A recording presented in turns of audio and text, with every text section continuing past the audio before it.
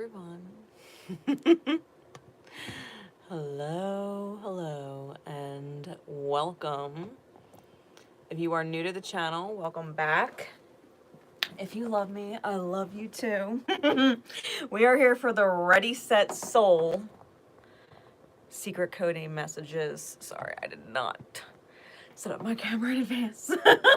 So, we are here for the Ready, Set, Soul themed secret codename readings. The secret codenames are Goddess Ishtar, Uranus Moves, Tiger's Prize, and Lotus Lake. Those timestamps will be in the description after the live. Now, before I get into the messages, we're going to get a little bit into the astrology. So, for those of you who are not aware, this is what the sky looks like the moment the eclipse is at its peak. All right. I'm going to tell you what this means. All right. So, first off, hey Kelly, how you doing? First off, if you have, because this eclipse is happening on the cusp of Aries and Taurus, that's cardinal and fixed energy. If you have placements on the cusp of cardinal and fixed energy, like Cancer, Leo cusps, like Libra, Scorpio cusps, and Capricorn, Aquarius cusps, you're getting major challenges to rise to with this eclipse. Note the house.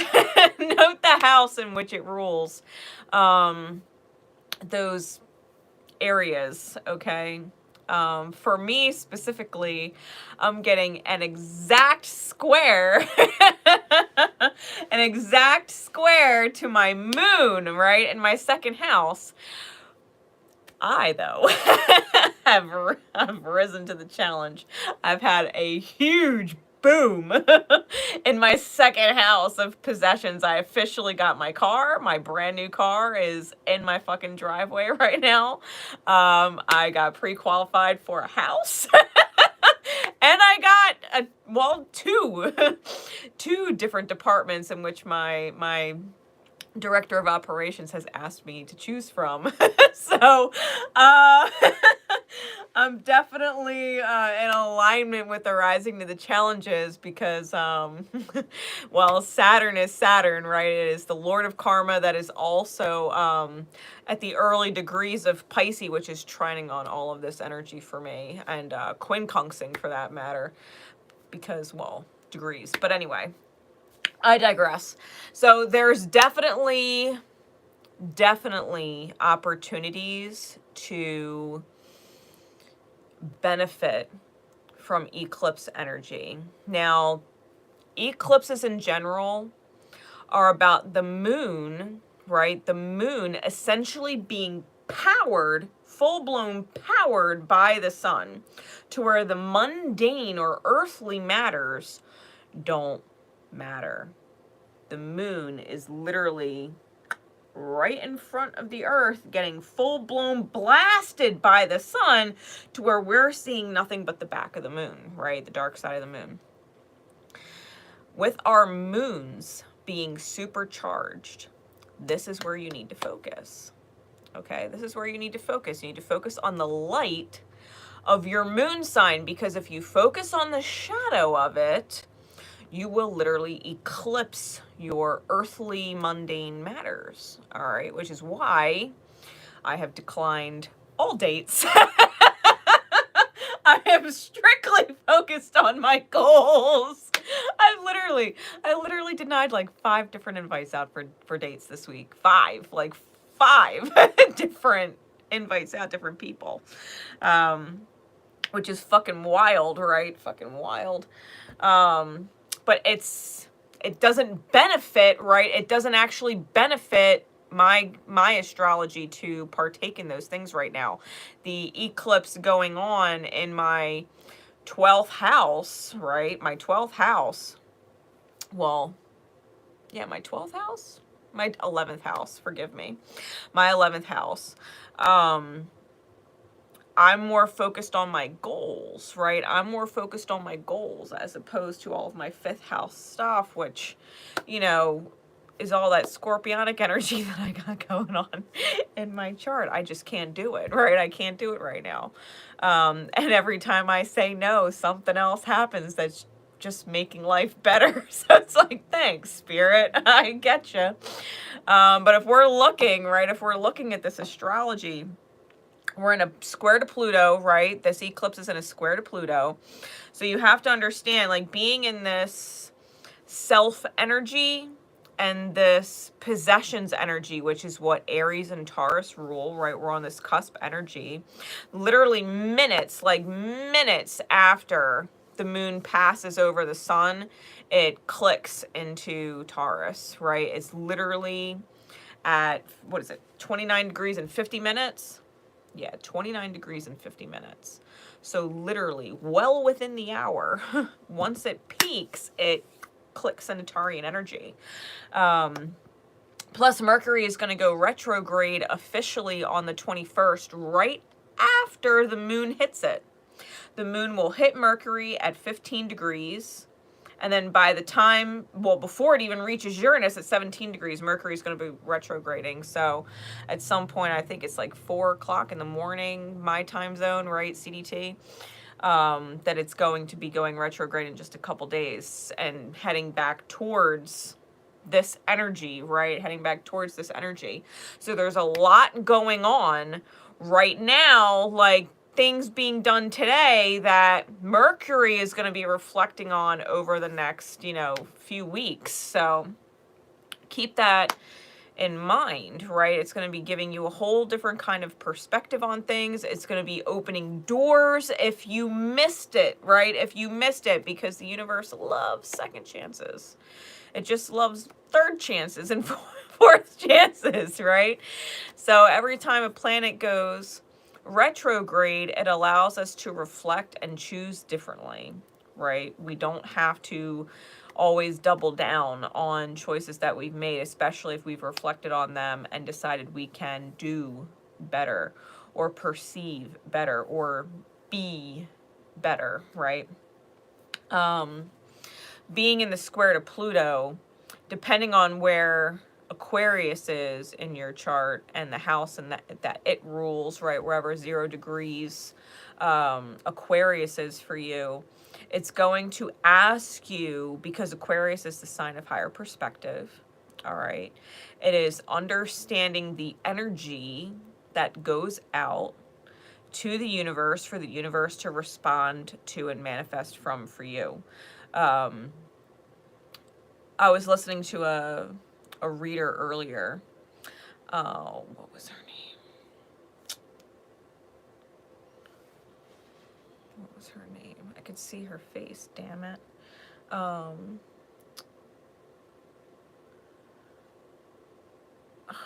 was her name?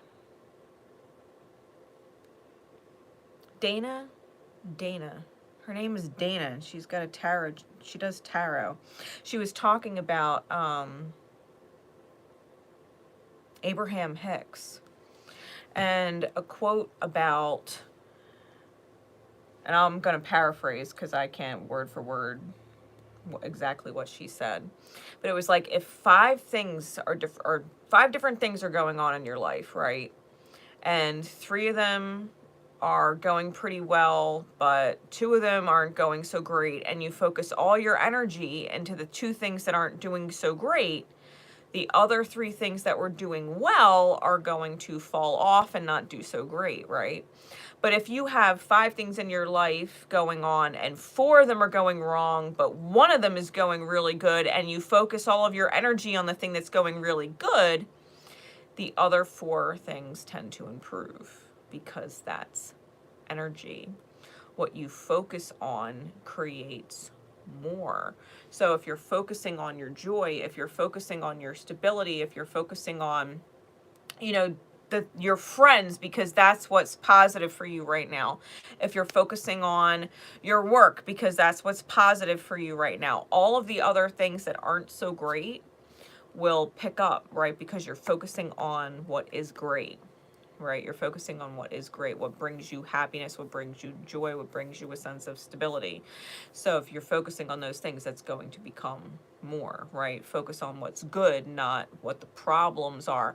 Like, acknowledge that the problems are there, but understand when you align your energy properly, the solutions to those problems will just happen. You don't actually need to try, right? Because trying is a bullshit word. You can just manifest from your energy, right? You can just manifest from your energy. Like, if you guys want to flash back, right? You want to flash back how I ended up in the position I'm in now. I was in a job that I enjoyed, but it wasn't enough pay. And I was working way too many hours to get the amount of money that I wanted to make in order to live the lifestyle that I wanted to create for my son and I. And shit started to fucking hit the fan out of nowhere after some new moon in Capricorn. And I was like, you know what? It doesn't feel good, right? It doesn't feel good. So I'm going to focus on what does feel good. I'm going to start looking for another job, right? Because it feels good to make a lot of money. It feels good to be home. It feels good to be doing my soul work. So I'm going to find a job that pays more money and doesn't need as many hours to make what I want. Found the job I'm at now. Awesome. I love the job, right? I love the job. And it just so happens I'm really fucking good at it. And I'm competent as fuck. And my work notices, right? Everybody seems to notice that I do really well at the job, and I'm always there, and I'm always on time, and I'm never calling out, like all of this wonderful stuff. And now I'm offered 2 different positions to choose from, both which make me even more money, right? And you know what, I'm getting it, and I was able to get a new car. Like, it's fucking awesome new car. It's got heated seats and a heated steering wheel. It's even got an air conditioner in the fucking seats. Like, yo. You know, and it's just because I was focusing on what I wanted and what made me feel good, and wasn't necessarily focusing on the problems and trying to correct the problems to get them to benefit me. You know, why try and draw blood from a stone kind of thing? Like, it's when it's reached its limit of manifestation, then it's reached its limit of manifestation, and you can let it go and you can move forward, right? And this is a big thing with these energies, because whatever is taking your power away, right? Eclipses, whatever is taking your power away has to be recognized and shifted. Whatever is taking your joy, whatever is taking your sense of stability, whatever is taking your spirit and dimming it out, that has to be recognized and let go of. Right? Because spirit, Aries is a sign of spirit. It's a sign of leadership. It's a sign of willpower and drive, right? It's that sign of jump into the fire, right? And rescue. And that's the kind of energy you have to have for yourself. And then Taurus is the signs of earthly possessions, right? It is the things that we own. It is the relationships that we feel, you know, we belong to them, and vice versa, right? It is all of these things that we possess, and it's financial matters. And so, you know, we have to really put these things into the forefront on the table and say, okay, am I happy with my financial situation? Am I happy with what I have? Can I become happy with what I have? If and whoever is dimming my light, or I have to change or shift in order for them to be okay with who I am, can I get my life to where they are not a significant factor in it anymore, so that I could just be my best self, right? What or who is dimming your momentum, right? What is dimming your fire? What is putting it out or telling you to control it, right? Control who you are instead of just burning bright. And just being who you are and finding where you fit naturally, instead of trying to circle fit yourself when you're a square. You know what I mean? If you can't fit a square into a round hole, well, then find a square hole, right? Stop trying to cut yourself down to fit inside someone's circle, you know? So, Also, with these energies going on, Saturn is definitely aspecting the nodes. We've got a trine south node and a sextile to the north node. We've also got Lilith in the mix. Lilith is trining the eclipse itself. It's retrograding at 0 degrees Virgo. So this is about discovering who you are when you go back. When you go back, step by step by step, how you got to where you are, right? If you're having issues with where you are, you're not quite where you want to be. It's about literally going back and discovering yourself in the process, right? Discovering where you abandoned yourself prior, whether it was one small little choice you made that kind of kept you from where you want to be, or if it was a series of them, right? Or one huge one, maybe it was a series of huge ones, right? Depending on where you're at. But all of the choices, right? All of the choices that you've made, each and every single one, because Virgo is meticulous and it is about every single step. It is an attention to detail. If you are not paying attention to the details, then you're going to find yourself in a difficult position, because this is also kind of opposing Saturn, right, at 4 degrees Pisces. Saturn's about the divine order of the soul, so you've got to keep in mind these steps going back. It's where did you actually betray your soul? If you're not where you want to be in life, right? If you're not where you want to be right now, where did you not heed your intuition? Where were you hoping, fingers crossed, that something would work because you really, really, really wanted it to work, but you kind of knew it was a bad idea? It's no different than like knowing you should have probably quit smoking a while ago and you're still smoking and you're still smoking and you're still smoking, and you've kind of known for a while that you probably should have let it go. You know, because Lilith and Virgo is also about health, right? Virgo rules the 6th house, which is about health and service. So if you are finding yourself in rough health, where have you neglected to heed the reality that you knew you probably should have let XYZ go a while ago? Or you probably should have started something new in a healthier way like a while ago. Like I quit my e-cig this week. My last day was, well, technically Friday. I hit my e-cig once on Saturday and was like, nope, and fucking threw it out, right?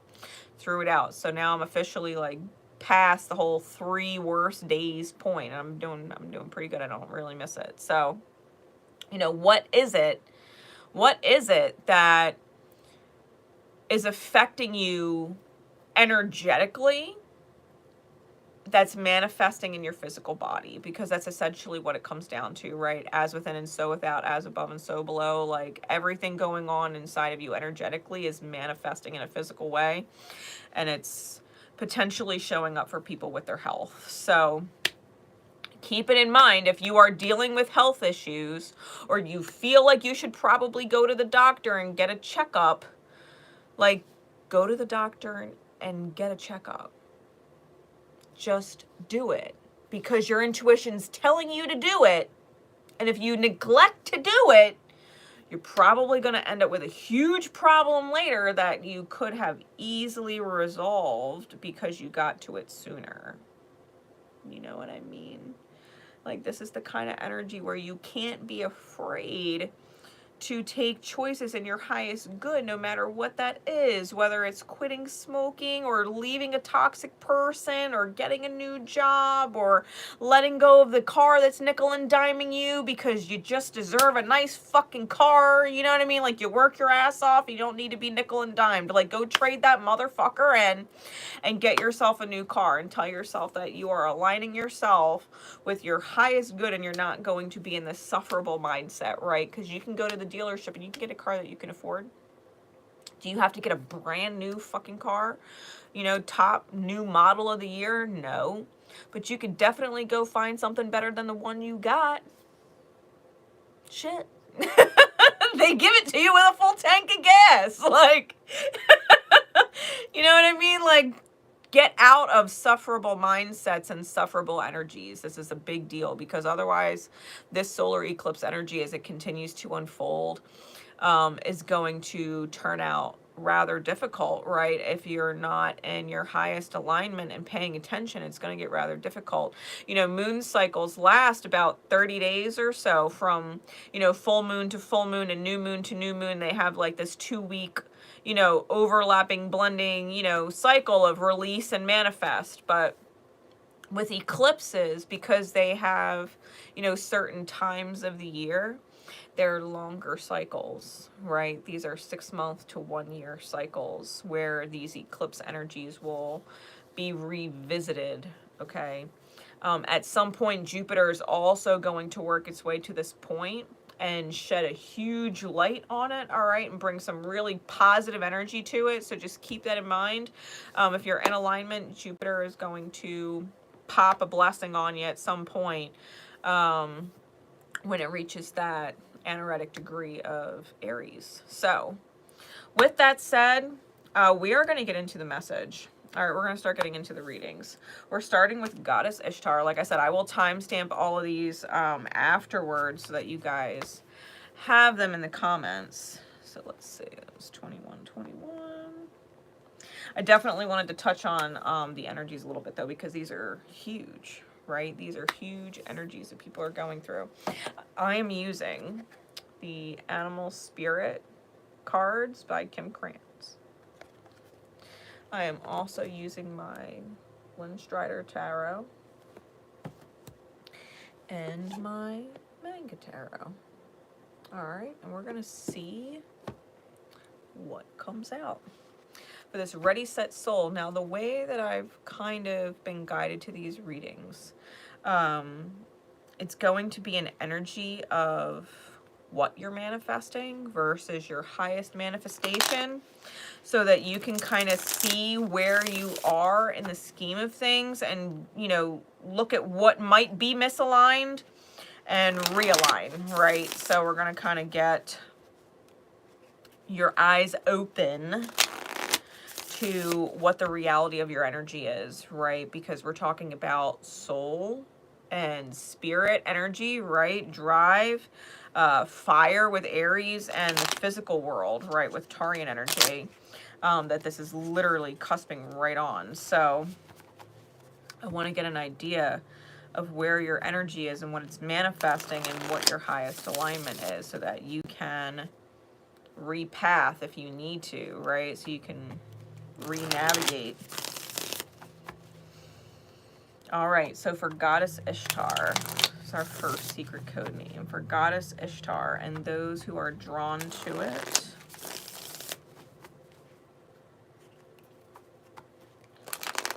where's the energy that they're in? The energy that they're manifesting from.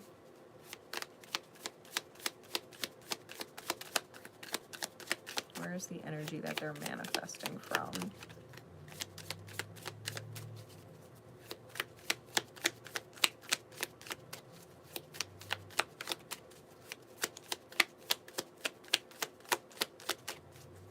It's crazy because I'm seeing the Fire Ants card in my third eye.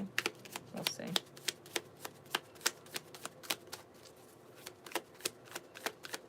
You might feel like everybody's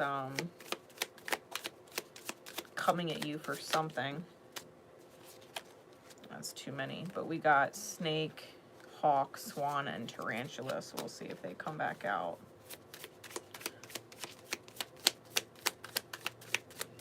For Goddess Ishtar.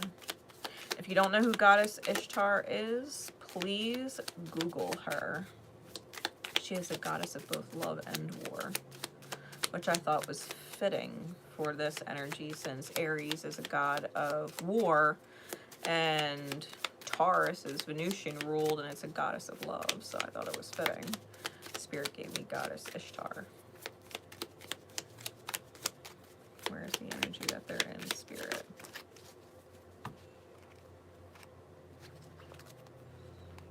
I'm going to put the chunk back, but we got Earthworm.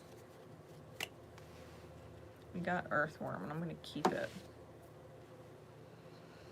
Earthworm is about the necessary energy at what is essentially the bottom of the food chain, right? If you look at earthworm, it's kind of twisted. It's a little bit knotted, but not quite. We know earthworms, they don't get themselves all tied up for too long. But they're necessary, right? They aerate the soil, they allow things to grow. Otherwise, you know, without bugs like worms, the soil would be impacted. Nothing would actually grow, right? All of this beneath the surface stuff that's necessary. Speaking of aeration, right, you might need to let a little air or a little logic or a little thought move into the area that is buried, right? Things that are going on below the surface, things that you're thinking about, start to look at them through a more analytical lens, like why you're thinking the things you're thinking, like why is that thought there, you know, like yes, you're thinking the thoughts, but why is it there? And actually kind of digging, right? Actually kind of digging. And that might be exactly where you are, right? Trying to figure out why you're in a certain cycle of thought, you know, below the surface, right? Things you're not necessarily talking about to other people. What's the highest good manifestation energy, Spirit? What's the highest good manifestation energy? We got starfish and bat.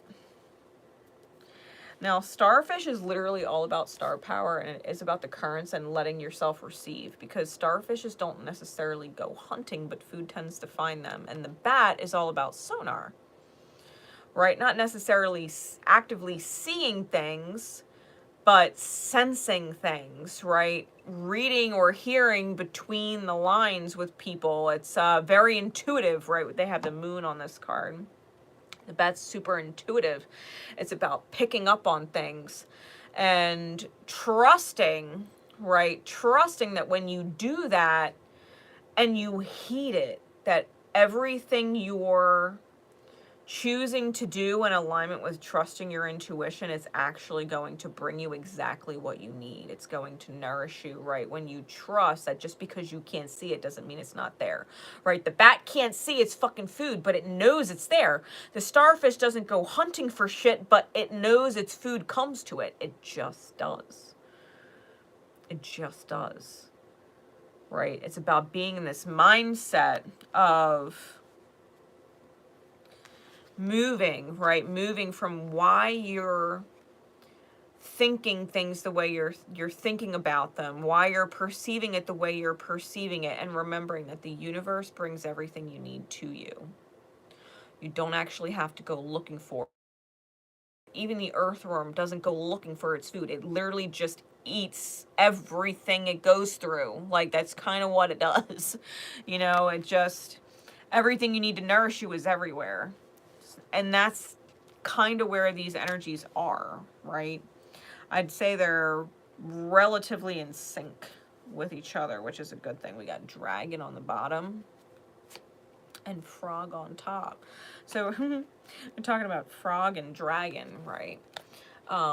Frog is an energy of cleansing and allowing yourself to almost be, I want to say the word anamorphic. I don't know why. I don't know what it means, but Spirit just gave me the word anamorphic. I don't know. I don't fucking know. But it's almost like this ability to flip between your masculine and feminine energy, right, in a very balanced way, and know that there's wisdom in that, right? There's wisdom in that, and allowing, you know, life to just kind of, or spirit rather, to just kind of flow with you.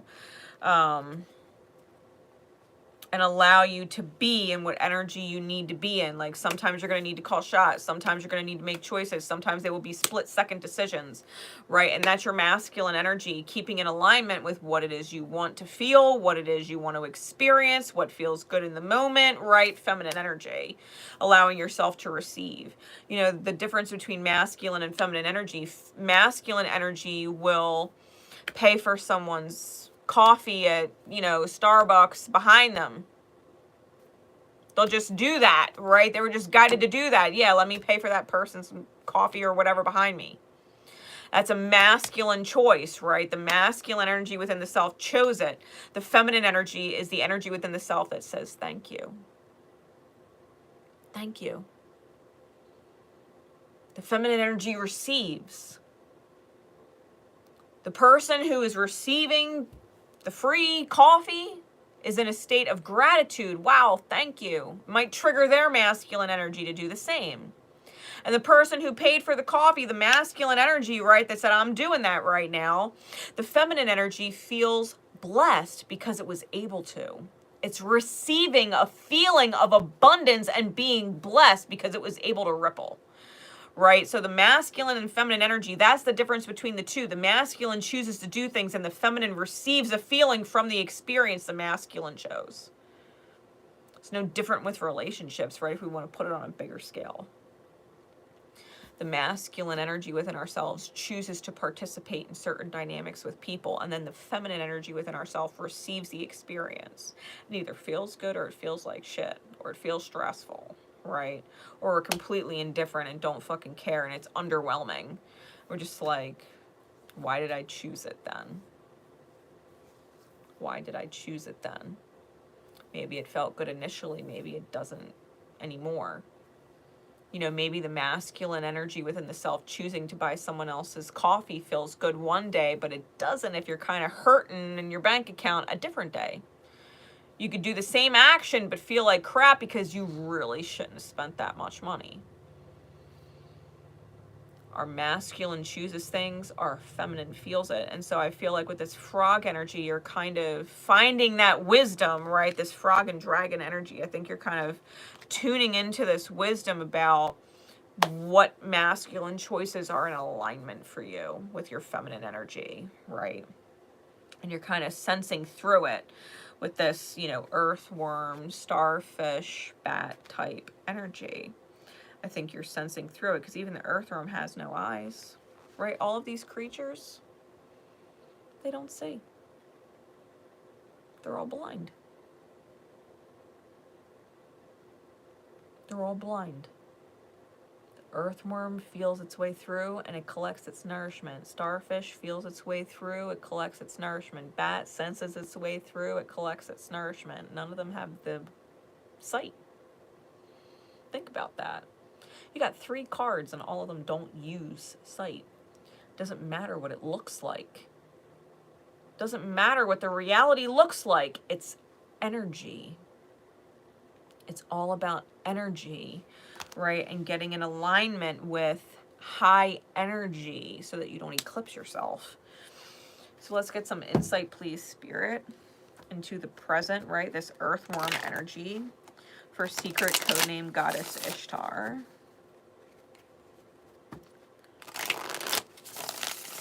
And those who would be drawn to it.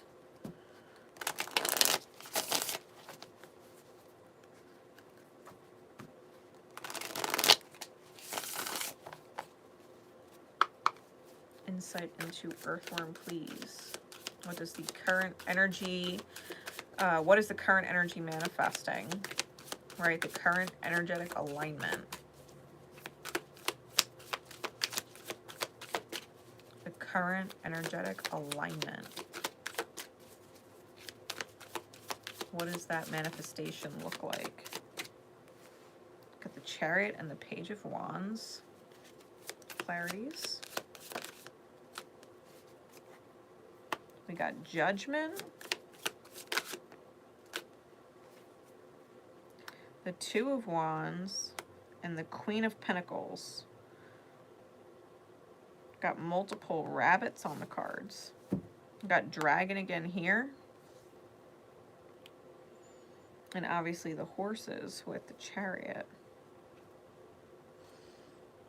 Fool on bottom. Ace of Swords with the eagle on top. Current manifestation. I feel like you're in the middle of a total transformation. I think this movement with the Chariot is in the realm of fire with the Self and the Page of Wands. I think this is a new a new direction that you yourself are choosing to move in. This could very well also manifest as like a change in your appearance, whether you get like a new hairstyle or color, or you change your makeup, or you add something very different to your wardrobe, or maybe you do get a new car. Maybe you do get a new car because you're like, you're just done with the old energy, right? You're done with the old energy of it all. This is a judgment call you're making. I feel like the mask is starting to come up, right? This mask that is not you is starting to come up. It may have been who you've always been, but it's not you anymore. Really, Goddess Ishtar, one of her symbols is the rabbit, right? Because she's also very closely associated with Easter, and it's because of the birth, right? The fertility of it, the new. And that's where your energy is. It's all about the new. The Queen of Pentacles is receiving the manifestation, and the Two of Wands is about, especially being in between these two energies. I feel like you know the truth. You could stay exactly where you've been, but I think you know already that's kind of dull, and I think you're really looking up, right? Looking up. Both of these cards are looking up. The eyes are up. Even the Fool card is looking up. The Eight of Wands is under that. It's looking up. I think you're in a very optimistic state of energy right now. Even if you feel you are at the base or the beginning or the first step, right? Even if you feel you're at the first step, I think you're in this space of gratitude for, thank God I found the first step. Thank God I'm on the first step and I'm not just walking the fuck around, you know what I mean? Like looking for a staircase out of this energy. Thank God I found the first step, and I think that's kind of where you're at right now, okay? I think you have stumbled upon, right, kind of blindly even realized the first step. So where your highest manifestation is, what that looks like, right? What that looks like. Because right now, I think you're in the process of energy shift. And probably something that is very noticeable. All right, very noticeable. It could even be something like new flowers outside your house, you know, or putting out a new pot if you have like an apartment or a balcony or something, like, or a new plant for inside your house. Like, it could be something that just shifts the energy, right? Something that just shifts the energy and makes it more for you, right? That makes it more for you to enjoy. So I definitely think that's what you're focusing on. I think you're focusing on yourself and your own shifts and getting into very new energy, especially with that dragon and frog like alignment, understanding masculine and feminine, and how those things are in a constant flow and flux in every moment, right? There's no moment where we're just one or just the other, but it's a constant exchange between the two, and it's always in balance. We receive where our energy is at, right? Manifest wise, as above and so below, as within and so without. So I'm feeling like you're definitely at that very first step. What else is going on, Spirit, with the highest alignment? We got the Three of Coins out already, and the Knight of Coins here with the Page of Wands. So we got that out twice now. Clarities, please. We got the Queen of Swords, the Ten of Wands. Give me one more.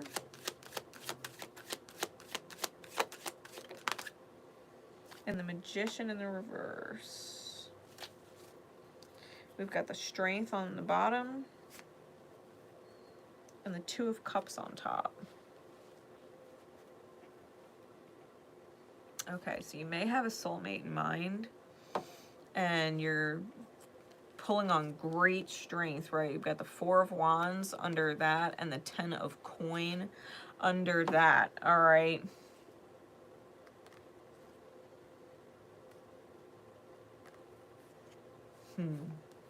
And then a really big transformation shove under that. And I'll word it like that because that's exactly what it feels like. So feeling through the alignment of what feels good, why you're doing what you're doing, and doing it because it feels good, right? Because if it doesn't feel good, you're going to be asking yourself, why am I doing it?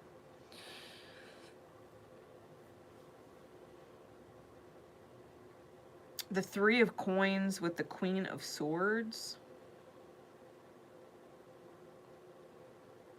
This could be a legal contract, okay, because the Queen of Swords is sometimes Libran energy.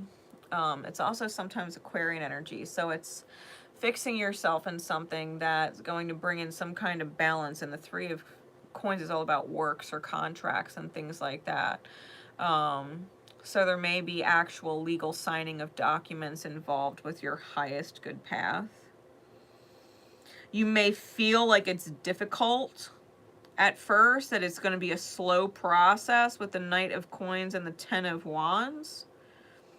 But ultimately, it's going to get you out of the manipulation of other people having energetic interference, right? So that your energy can manifest from a sovereign place instead of having other people's energies influencing yours and manipulating the reality. Because if they're shifting your energy, right, if they're shifting your energy and your energy is manifesting in your reality, then even though it's a little bit of a slow climb, getting out of their energy is actually the most beneficial thing that you can do, because you're no longer dealing with their interference.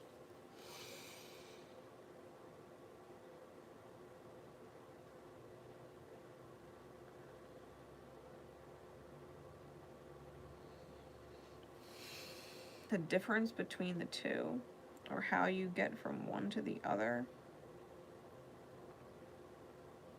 I think this energy is making choices.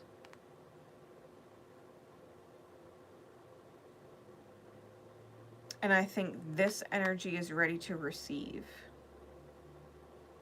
So I think this being the first step where you're at right now, I think you're manifesting where you're actually at in the future, right? Moving forward from this energy. I think you're in alignment, right? I think you're in that progressive wave of energy.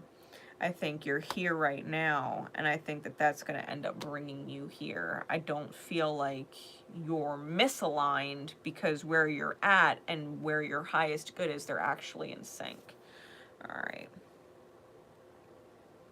I think the more you realize and learn about this energy and how it's working in your favor, right? How it's always working in your favor, challenging you to choose higher, right? Challenging you to choose an alignment, right? Having your masculine energy choose an alignment with your feminine energy so that it feels good, so that it feels solid, right?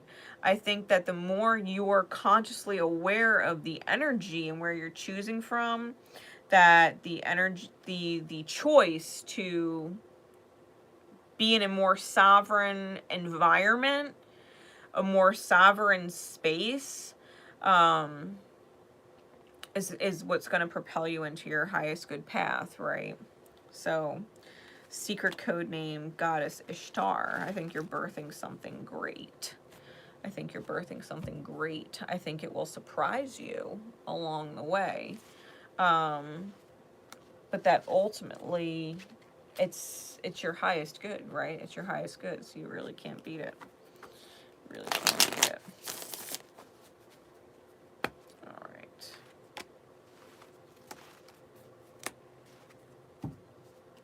Quick shuffle on these, and then we're going to get into Uranus moves.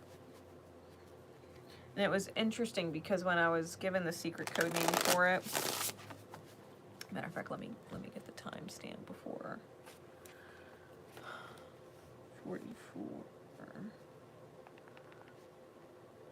22. All right, so when I got the secret code name right, Uranus moves, I was shown the fact that it spins sideways, and that it's going against the predictable or expected way of moving, right? It moves its own way. It doesn't follow the same North Pole, South Pole, spinning that the other planets have. It has an east and a west pole, you know, it spins on its side. And I kept feeling like it was almost like I was almost being shown like a bowling alley, like Uranus running through things and just kind of, you know what I mean? Like how people put a spin on the ball and it just, you don't think it's gonna, you know, hit the balls because you think it's gonna go in the gutter and it just spins off and it gets the strike. I feel like that was the kind of energy coming when I got the secret code name. Uranus moves. It's like feeling like you're about to fucking gutter ball it, right? And it's like, oh my God, it's gonna go in the gutter, it's gonna fail. And then just at the end, when you think you've lost it, it nails it, you know? So I felt like it was that kind of energy. So Uranus moves. Uranus moves. Don't forget to drop a like and leave me comments if you haven't already. Just because I'm thinking of it. I love you and appreciate you. Thank you. Let's see where this energy is. Let's see where this energy is. Spirit, please. Where is the alignment of their energy right now? What energy are they in right now? Secret codename Uranus moves, and those who are drawn to the secret codename in divine time.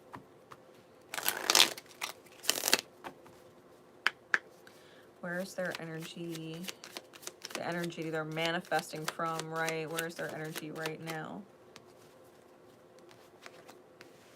Spider. And where is the energy of their highest good? What is the energy of their highest good alignment?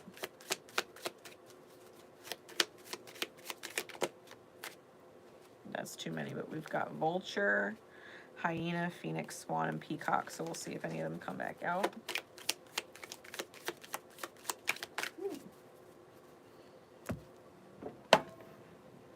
Come here, you. Fox. We got Fox. Crow is on the bottom. And Firefly is on top. All right, so we got 2 earth energies on the table, and we got 2 air energies, top and bottom of the deck.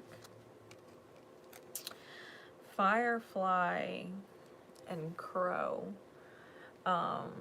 Crow is big on ancestry, right? And getting messages from loved ones who are either no longer here or who are psychically or energetically connected to you from a distance, right? You might not be able to talk to them all the time. You might not be able to get a hold of them all the time. You might be leading very different lives, but their impact on you has been significant. And it's like, if they were here, what would they say?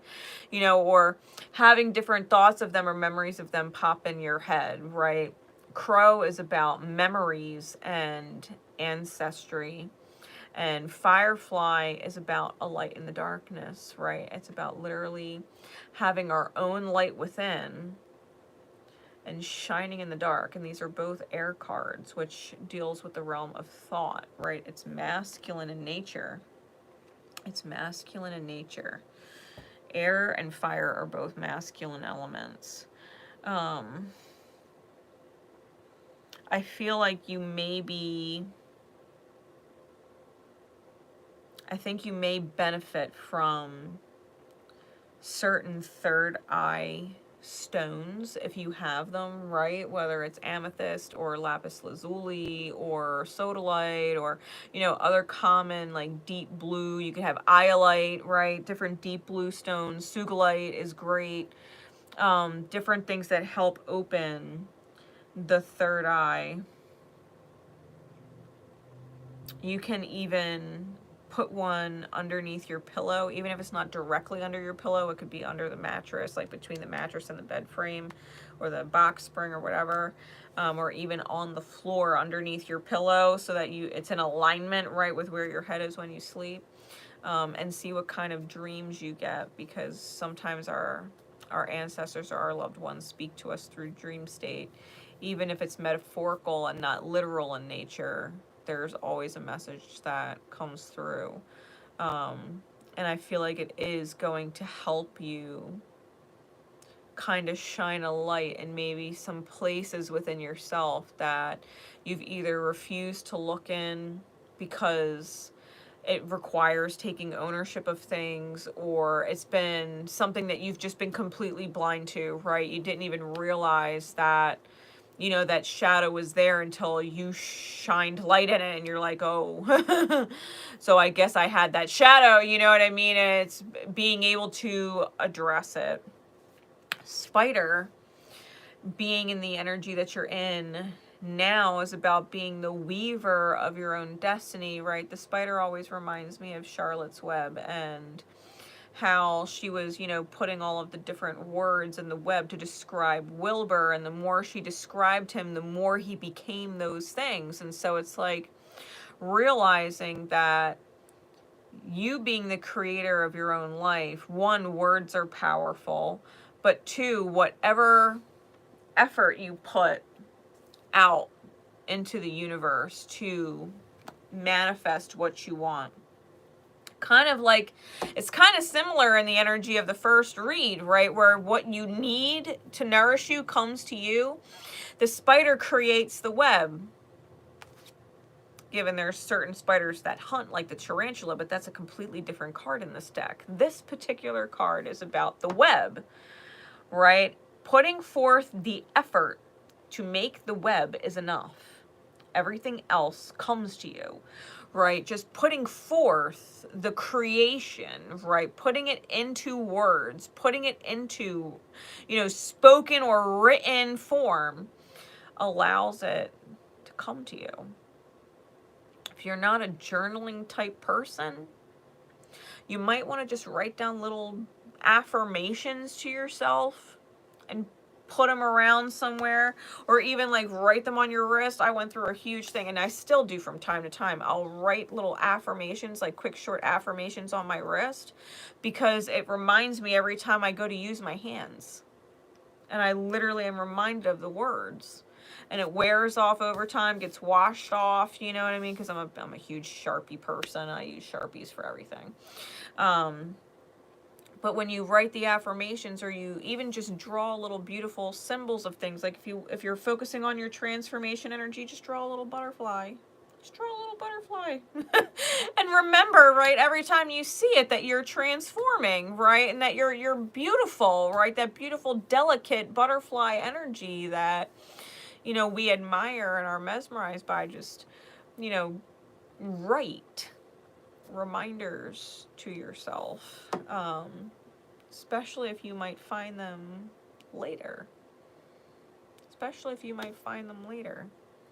You know, if you have books or even a checkbook, you can write a little affirmation to yourself, slip it in your checkbook, and forget it's there.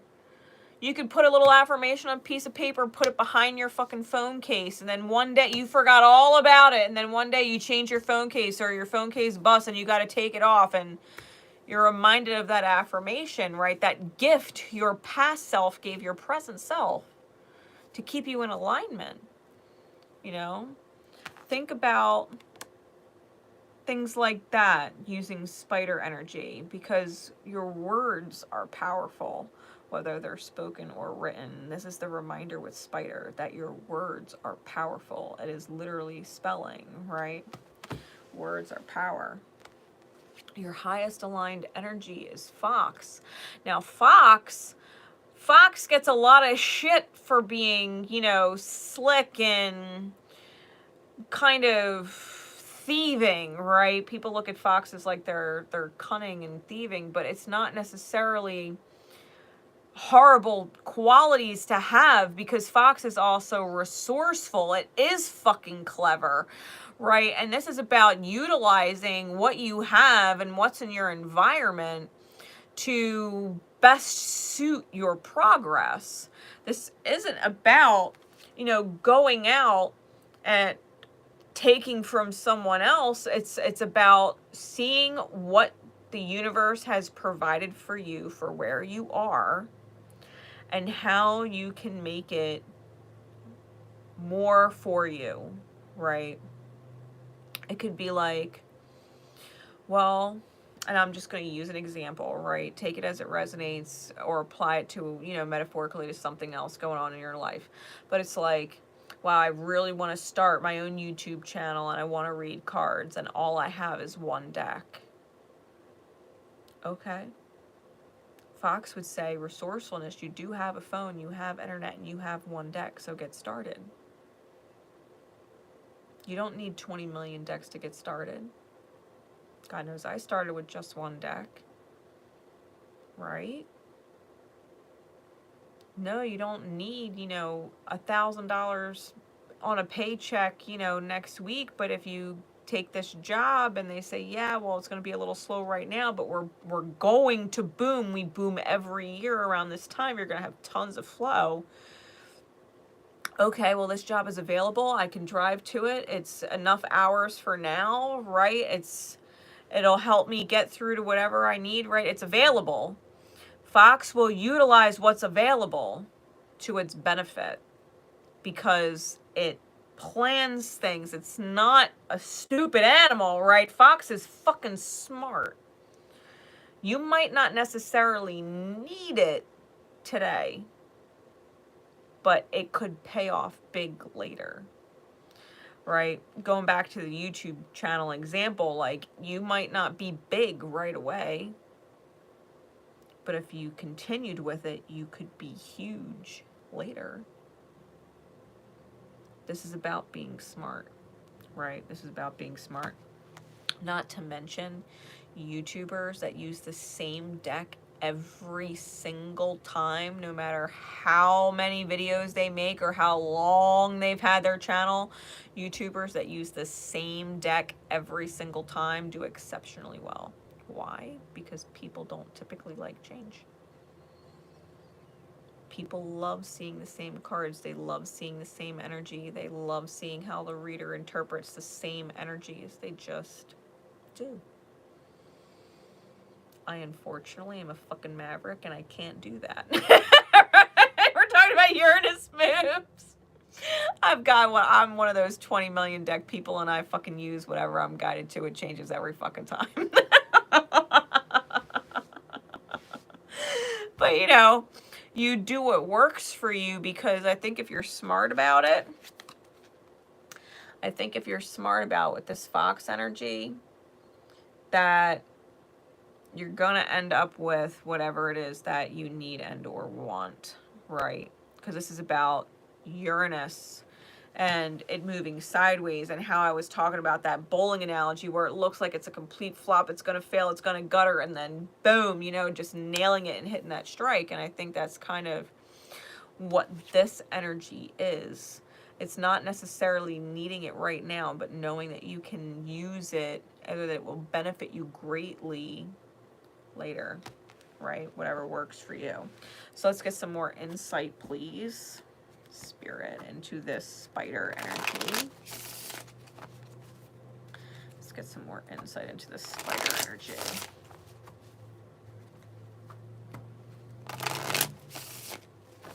Her secret code name, Uranus moves.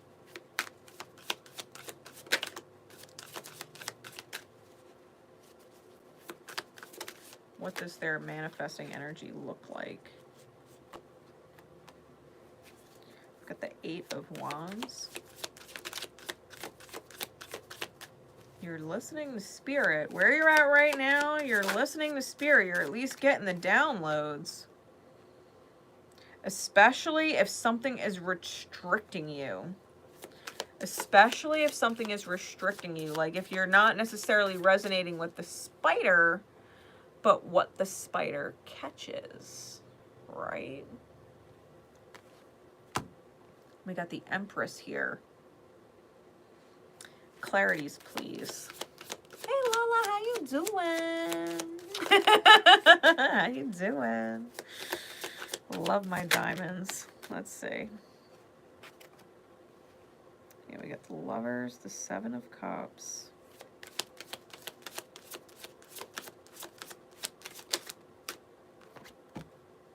And the 9 of Pentacles. Ace of Cups is on the bottom.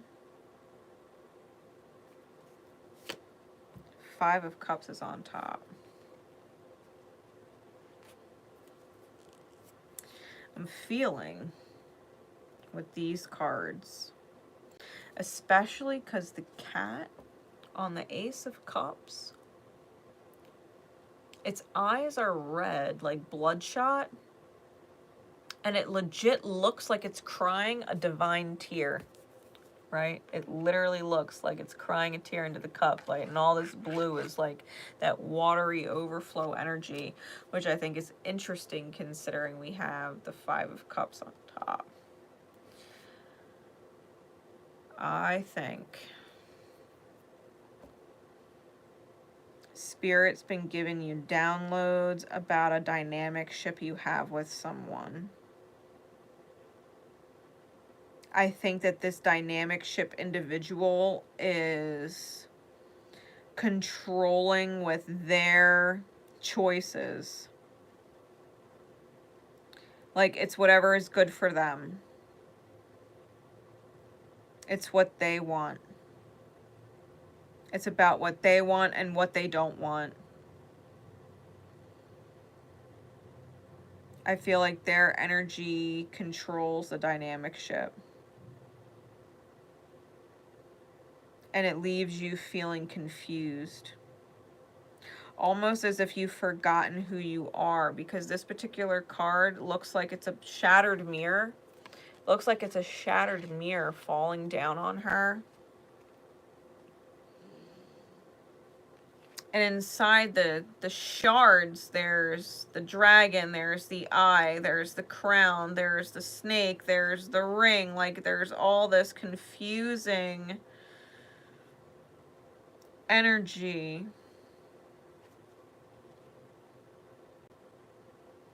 You're the fucking Empress, and you're better, and when you're on your own. With the Nine of Pentacles. You're better on your own. You're impressive. I'm hearing that. Like, you're impressive. When you're not hung up on whatever the dynamic ship is, whether it's a romantic dynamic, where someone else's energy and the relationship that you have with them is changing the way you choose in life.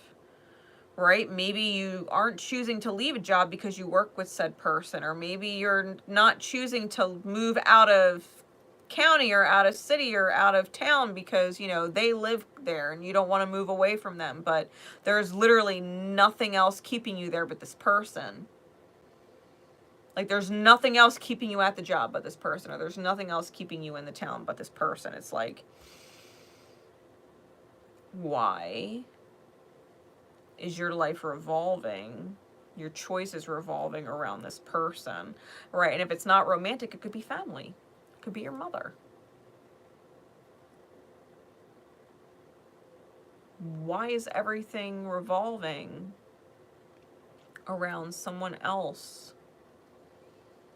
I think you're getting the downloads, right? I think you're getting the signs and synchronicities that it's okay to choose to revolve around you, right? To have life and others kind of fit in to what you're choosing, whether they're in alignment with you and continue to, you know, move in your direction as you spin in a different direction, or if they want to go and continue in their own energy. I think that you're being pulled in a certain direction, and I think that you're better. Your energy is better. It feels better. It feels more powerful. Like, it is literally impressive when you are not revolving around whatever this dynamic is, right?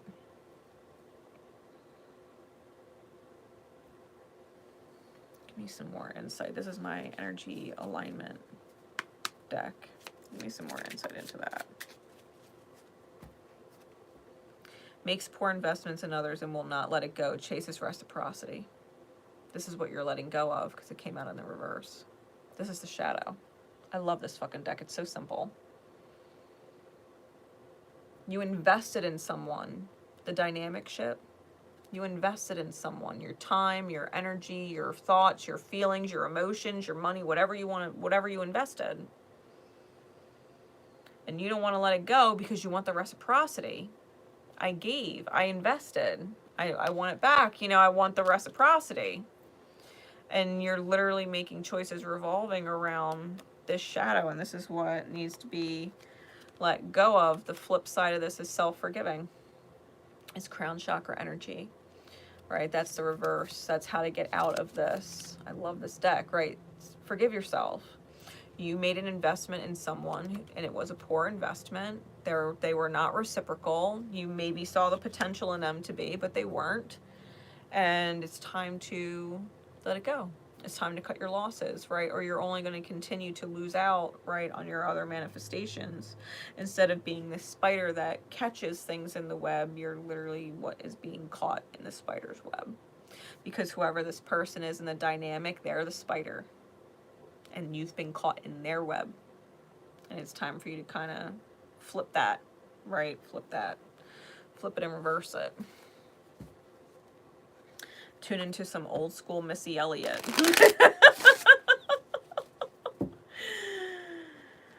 Tune into some old school Missy Elliott. I fucking loved Missy Elliott. If you don't know who Missy Elliott is, oh my God. You're too young. Go get educated here on YouTube. Go look up Missy Elliott. Oh my God. Anyway, I digress. What does the highest manifestation look like, Spirit? What does the energy of the highest manifestation look like with this Fox energy? Here we got the 10 of coin, the 8 of coin, the 5 of cups now out twice. Clarities, please. 4 of wands. The Knight of Wands.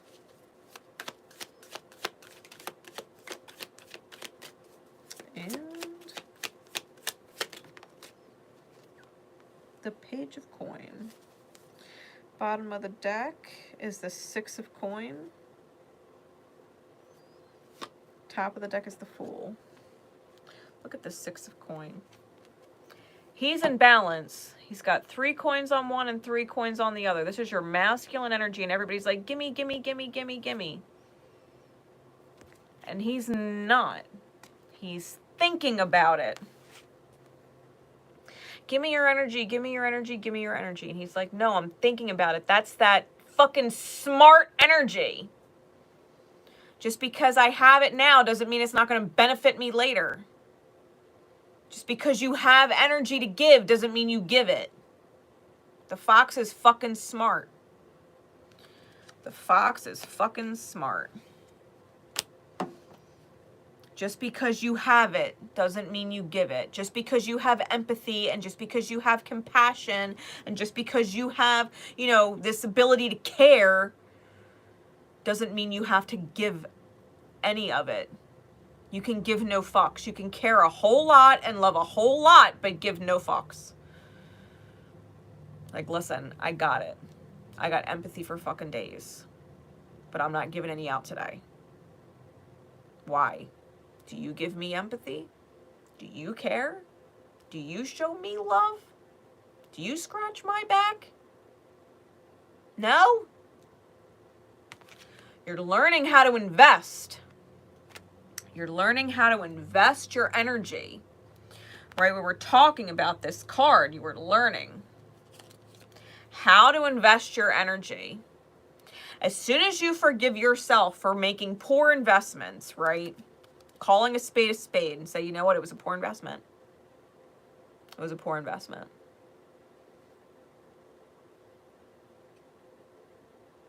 As soon as you get smart about your energy, you tune in to this cleverness with Fox.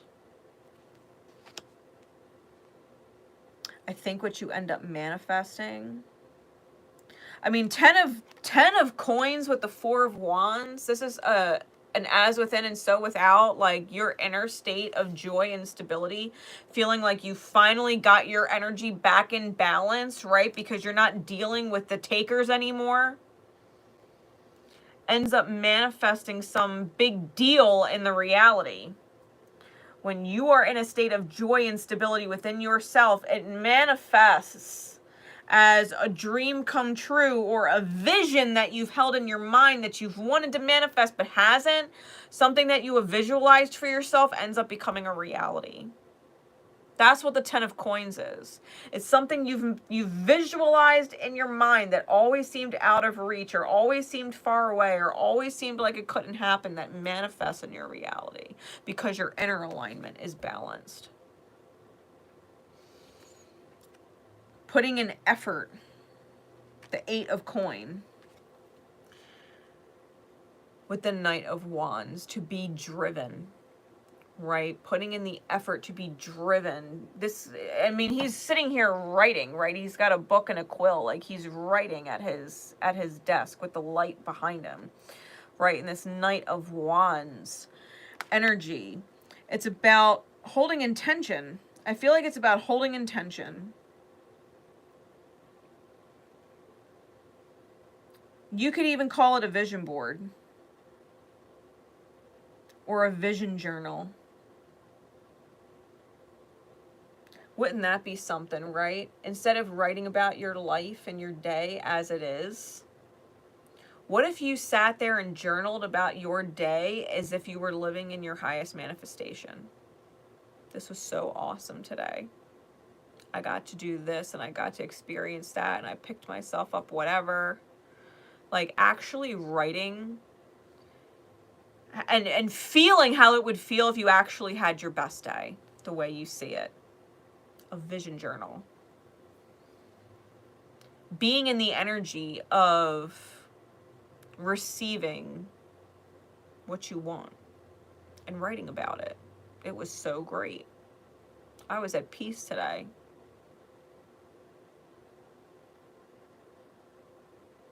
Like, put in the effort. Put in the effort. Fan your own flames.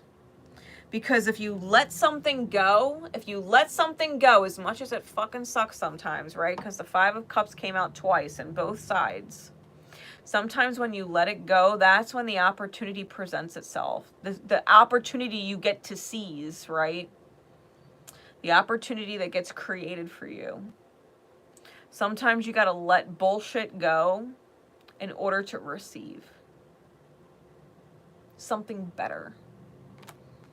Something better. This is why we get rid of karmic, toxic exes. Because someone better shows up. They were better than the last one. And we keep doing that until we got someone who's so fucking awesome. Heck, if we're dealing with relationships, like, write it down. I was with my partner today and they were so amazing. They were so understanding and they were so attentive, and they, you know, allowed me to choose this and that, and, you know, I was wearing whatever, and just being in your high energy, right? Write about it. My partner gets along so well with my children, or they get along so well with my family or my friends. Like, I love them so much. I'm so grateful for them. Like, write it out, right? Write it out. Like, vision journal. Write it out. They love me for who I am, and it feels so good to be with them. Like, just feel it, right? Allow yourself to feel it. Because I think wherever you came from, you don't know what dark feels like. You know what dark feels like. You're the Empress, and you deserve to receive. And you're better off without whoever or whatever this devil 7 of Cups energy is. They're fucking confusing. You don't know what to do until they make a choice, and then you act in accordance with their choice, and that's bullshit. You just simply act in your highest good, and they're either in alignment or they're not. They're either down for the flow or they're not. People in alignment with you will flow with you. They're excited. Yeah, let's do that. You know what? Fuck yeah. That, I could use that change. I could use this shift. I could use this level up. Let's do it together. Everybody else? Oh, you're planning on doing that? Well, I guess that's the end of us. Yeah, I guess it is. Bye. That's your mindset. Then I guess it is. Oh, I guess we're going to grow apart now. Oh, well, I guess we are, if that's your mindset. I have friends that I don't talk to every day. I have friends that I talk to once a month or every few months. Sometimes I have friends that I only talk to once a year. We don't grow apart, though. Pick up right where we left off, though. Mindset's everything. If people want to vibe out, like, fuck it. Let them figure out how to vibe back in. Your highest manifestation is in alignment with what you're picking up on and sensing right now. I think you do have to do the role flip, right? Instead of being the fly caught in the spider's web, be the spider and catch the fly, right? Be the spider and catch the fly. I think whatever this is or whoever this is that you need to let go of, I think everything turns around for you or turns up right for you when you let this person go. I think that, you know, it was an investment you made that it just is what it is, right? We all do it. We all make poor investments sometimes. God knows I literally blew like well over $2,000 over the holiday, like on someone that I thought was going to work out really well in alignment with me. We had a ton in common. You know, it's just a matter of getting them here. Didn't fucking care. Had tons of extra money. Blew $2,000. Over $2,000. And I literally ended it like the day before it was all supposed to come because, you know, reality hit me and I was like, this is who this person is though. Like for all of the positives, these negatives can't actually be ignored though. Like this person has red flags out the fucking wazoo. I was like, fuck it, cut my loss. Cut my losses at over $2,000. Just cut my losses. It is what it is. It's better than them being here and I'm dropping another however many grand. Cut my losses. It is what it is. You know, if I want to keep it going and try and get reciprocity, like, I might end up further down a fucking hole. Sometimes you just got to let yourself wake up to the reality. For me, it was an actual financial energy that I invested. For my ex before that, like I invested 5 fucking years of love and compassion and truth and caring and loyalty and every other fucking thing. For what reciprocity? What? The energetic investment was different. Still invested. Didn't get the reciprocity. Better off on my own. Definitely better on my own. God knows, as soon as I let all that fucking idiocy go, the whole world started turning up. Turning way up, right? Turned way up. Feeling blessed as shit. And I think that's kind of,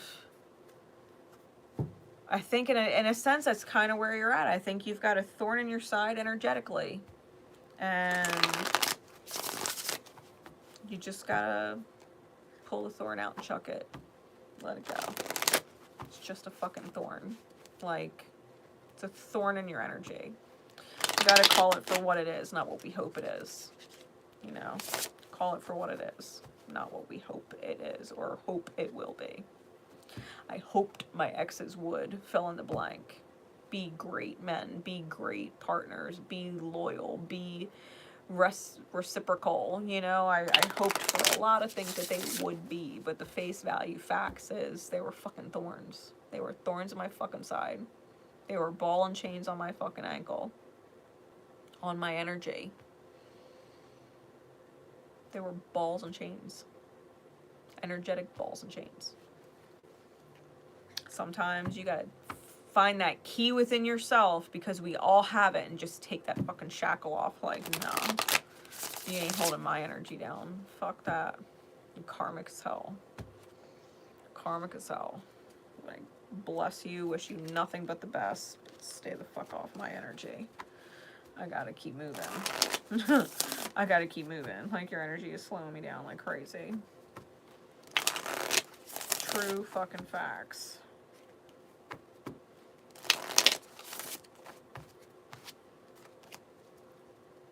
Yeah, Swan flipped out. Like, remember the mirror. You're fucking beautiful. You can go with the flow. Like, Spirit's got your back all the fucking time. All the fucking time. You just gotta keep your emotional state still. When we allow our emotions to get turbulent, we can't see what's reflecting back to us in the mirror of things, right? If you think about the swans and how they sit on a still lake. If we're allowing our emotions to move us and the water starts to ripple, we don't get a clear reflection of what's going on. If you take your emotions out of it, just acknowledge that you care, but put it aside. Acknowledge that you have empathy and you feel for them, and just put it aside and just literally take them for face value. And now decide if having those feelings back is worth ignoring the reality of who they are. When you put your emotions to the side and look at them for face value, is it worth it to take those feelings and bring them back in to negate the reality? Because that's exactly what the emotions are doing. They're allowing you to negate the reality. So if you put your emotions to the side and you look at it for what it is it fucking worth it? Is your feelings for them fucking worth negating the reality? No matter who they are. Because they're eclipsing your energy.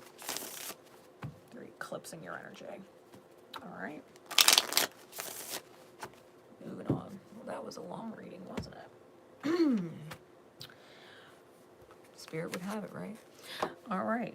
So, Tiger's Prize. Timestamp. 22? 22? All right. There we go. Tiger's Prize. And it's interesting because when I got the secret code name, I saw a tiger that literally knew it was about to get what it was going after. Like, hadn't made the quote-unquote catch yet, right? Hadn't pounced on its prey and got it yet. But it was like knowing that it fucking knew it. The tiger was moving, knowing that it was gonna get that prize. It already knew. The prize, whatever it was after, it already knew it got it. It had it. There was no way it couldn't get it. The Tiger's Prize. And I think that's the energy, right, that you're in. Tiger's Prize. So, Spirit, please. Okay. We got otter, lizard, and elk.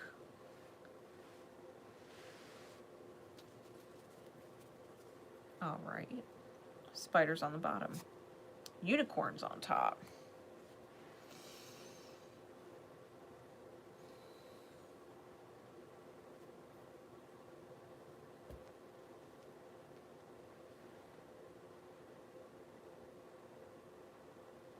I feel like with this energy, you're aware you're fucking special.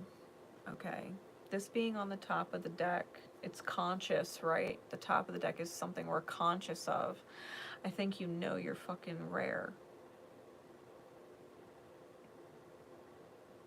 I think you know you're fucking rare. I think you know that you have this energy about you that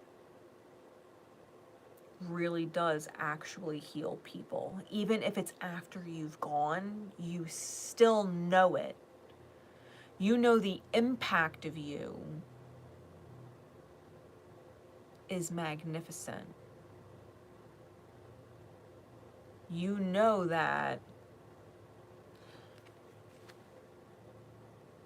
people don't just leave your web, so to speak.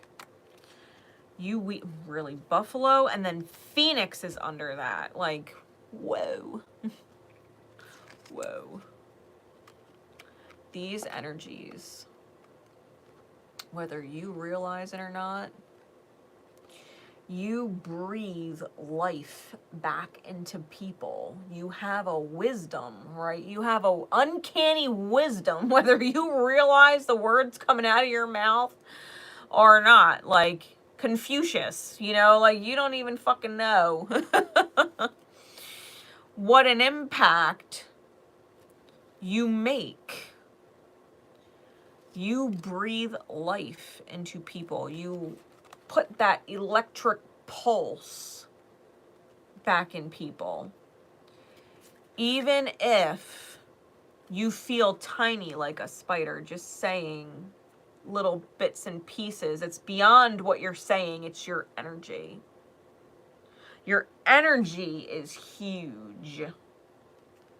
Even if you feel like you're small, minuscule, and don't really matter that much, your energy imprint is rare. It's huge. So looking at these cards, because Spirit told me to keep all three, and it's definitely outside the spreads that I was sticking to, right, where you're at and highest. I feel like with the lizard, I feel like this is an embodiment for both energies. It's kind of like knowing that you have whatever it needs to exist in what is essentially an extreme environment, right? Because lizards tend to be in the desert, right? Lizards like this, they tend to be in really hot climates or really tropical climates, right? Really super tropical, like hot sauna fucking climates. Like these are extreme environments. And I feel like you're designed perfectly for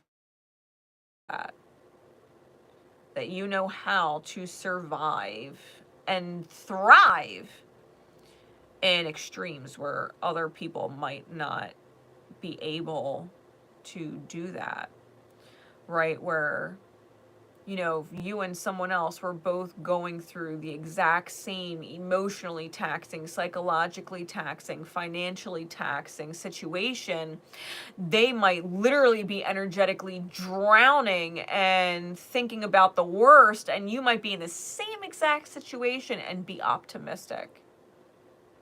They might be surrendering to depression and not be able to get out of bed, and yet you are still getting up and making your cup of coffee. Still running your errands.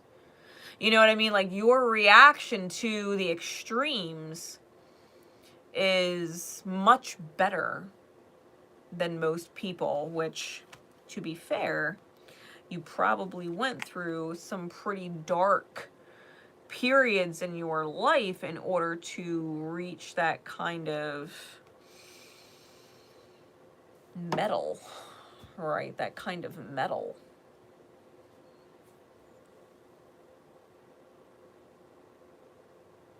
I feel right now, even like the two energies here where they have this kind of like rainbow kind of coloring in the center, and then there's this darkness that surrounds. I think right now you're still very much a light in the dark. You are the playful, you are the fun, you are the optimistic, you are the tribe-oriented, right? Otter medicine. Otters are very tribe energy. They're very playful energy. They're a flow energy. You're a light in the darkness for everybody around you. You tend to be in a good mood even when everything is shitty. Everybody could be stressing out over every little thing, and you're just like the positive one. Because you know how to deal with extremes. And I think the energy that you're moving into with elk is shining so bright. Like this, I mean, literally has an eclipse, a solar eclipse on the fucking card. The elk, to me, in this deck, is kind of like kind of like the Emperor. You know, it's very King of Pentacles, Emperor type energy. Master Manifester. I feel like the more you continue to shine your light in the darkness ends up being really small. It's really small. I think that it doesn't even affect your life. The shadow. Like right now, you are aware that the darkness is out there. And you might still deal with it, right? You might actually still deal with shadow events taking place. You're just responding well to them, right? You're responding and reacting and problem solving well, right? Being solution oriented. And I feel like that's moving you into a much higher form of manifestation to where the shadows aren't really coming after you anymore, right? You're not really dealing with them anymore. Old issues are no longer issues anymore. You know, you might have been worrying about, you know, living paycheck to paycheck and paying your bills. And like, you know that the shadows are out there, but you know, you're still doing it. You're still optimistic. Yeah, I got a few extra dollars, whatever. You know, you're living paycheck to paycheck until eventually you're finding yourself in a position where you're making enough money that you don't even have to think about your bills. Like, you know it's there. You know bills are there or debt is there, but you're working towards getting to a point where it doesn't even fucking faze you. You don't even have to think about it. Like, here you're optimistic, you've got enough, you know, you're living your best life. And this is a little bit different, right? Because not only are you living your best life, you're in your big energy. Elk is huge. Elk is huge. Big, big energy. They're literally huge, huge animals. And they're gentle, but don't fuck with them. You know?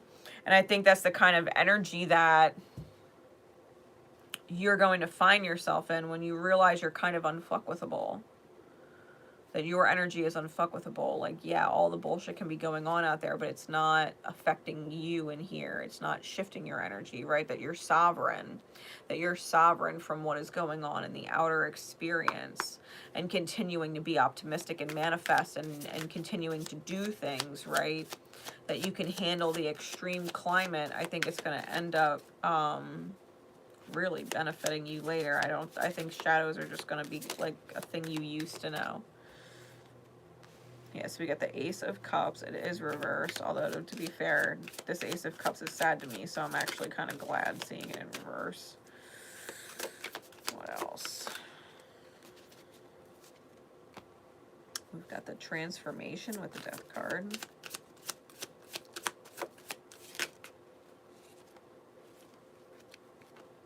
We got the Ten of Swords. We got Temperance, the Ten of Pentacles, and the Devil. Bottom of the deck is the Queen of Pentacles.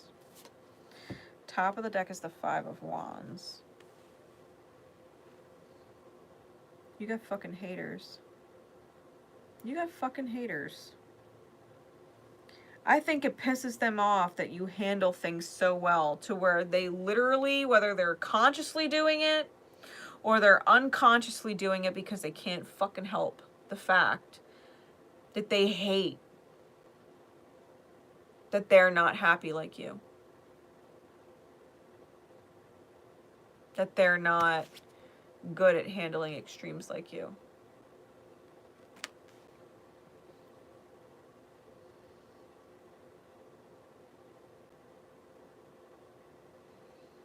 I think you have people that are jealous of your ability to balance and keep going when the cup spills, so to speak, or it runs empty. Even when the universe is seemingly showing you no love, you're still the alchemist. You're utilizing it as a catalyst, right? You know how to turn pain into power where other people don't necessarily know how to do that. You got fucking haters. You might have transformed your life and completely upgraded something in your reality And other people are just hating on you, like they're wishing for you to lose what you have. Which, unfortunately, I feel like is only going to backfire on them, and I feel like you're only going to continue to achieve, right? Especially with the progression of the energy.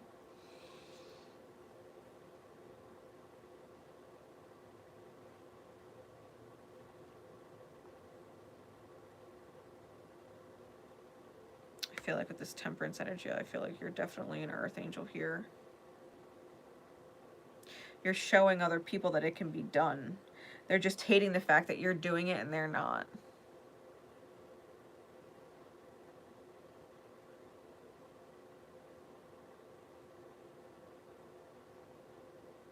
They hate the fact that you're doing it and they're not. You're making progress. You're elevating. You're not bothered by the shadows. You're not bothered by the problems. And they're like, how could you not be bothered? How could it not bother you? How are you not stressed out? How are you not upset? I'm stressed out and upset. How come you're not? Do you not care? No, I care. I'm not letting it stop me. Right? You're kind of like this mirror in their face saying, you're slacking. You're slacking. Your perspective's not serving you. Your perspectives, your choices, your belief system on how important the shadows are is not serving you. You focusing on the shadows feels like shit. I see the shadows are there, but I'm focusing on the light. What I have control of, like I can't control anything out there. But I can control here. I can control how here responds and reacts to out there.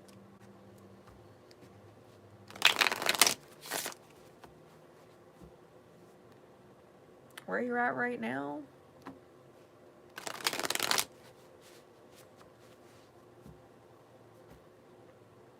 What's crazy is I think it's impossible to hate you. I actually feel like it's impossible to hate you. Like the hate that they feel, and hate might be a strong word, but for lack of a better one, right? Broad stroke. I feel like the energy they're projecting at you, the unfavorable energy that they're projecting at you, is just literally where they're at with themselves. It has nothing to do with you. I don't think there's anything about you to actually not like.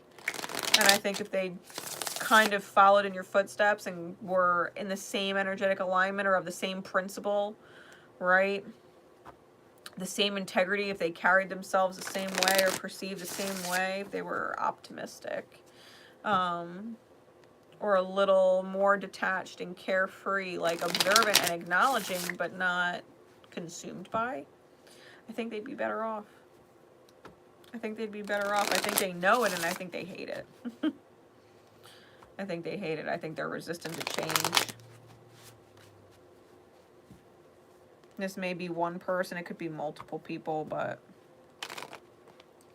with the Five of Wands, I'm feeling like it's possibly a group, if not kind of led by one person, right? Because just because it's an energy of a group doesn't mean there's not a ringleader.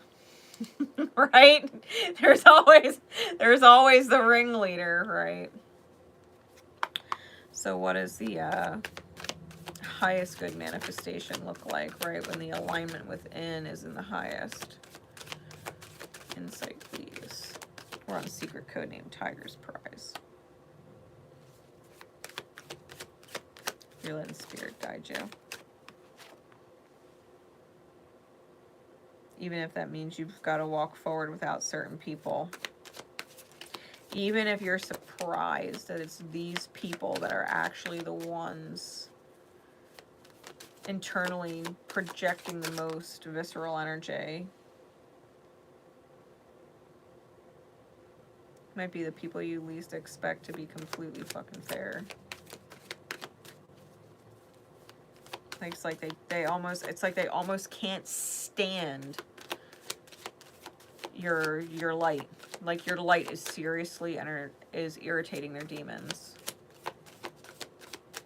Clarities, please.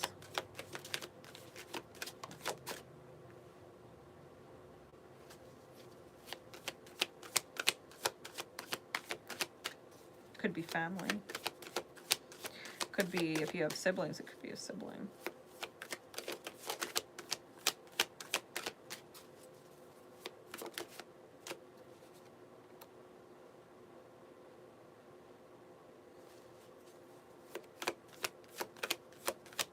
All right, give me one more.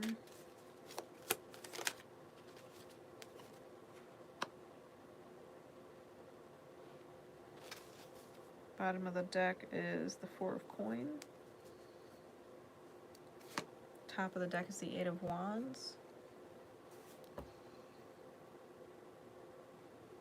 What's crazy is you might even show this person, or you might already have an intuitive feeling.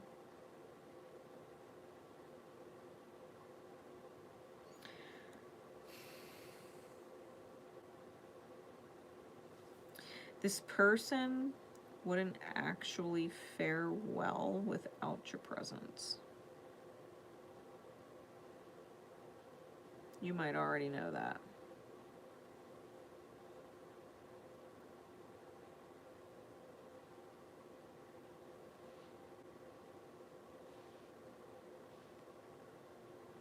Like they're feeling what they're feeling through and they're going through what they're going through, but I think you're already intuitive in knowing that you are the light in this person's dark, though. Like they might hate that they're not you sometimes. But I think there's a need for a bit of patience.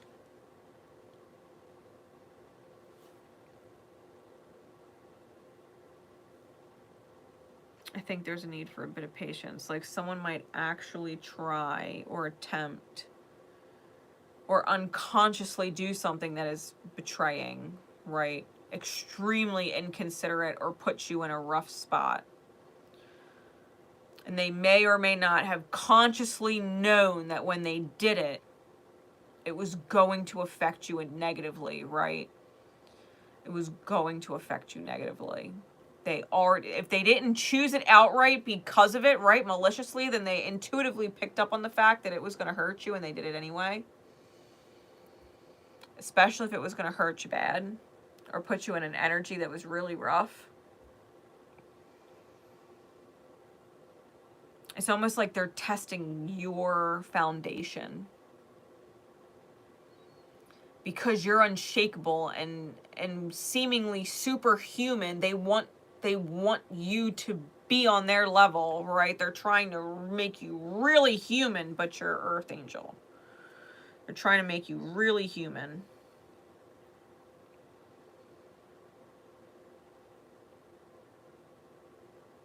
But I think you're holding tight. I think you're holding tight in what you're manifesting as this Queen of Cups energy. I think you're going to call it. I think you're going to kind of call it or kind of see it. And I don't think you're actually going to let them shake you because you fare well in extremes. You don't react the same way.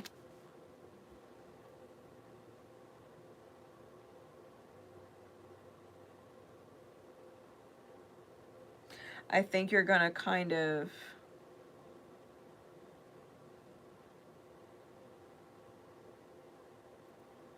It's almost like flashing fate and destiny in front of somebody. You know, like if you continue to act this way, if you continue to choose like that and make choices that negatively affect me like that, like ultimately I can't stick around like that. I'm going to end up having to separate myself from you. If the choices you're making in life are inconsiderate of me and they're hurting me, then I'm going to have to start making choices that are detached from you. I'm going to have to create distance. You won't have me doing this anymore. You won't have me doing that anymore. You won't have me available for this. Like,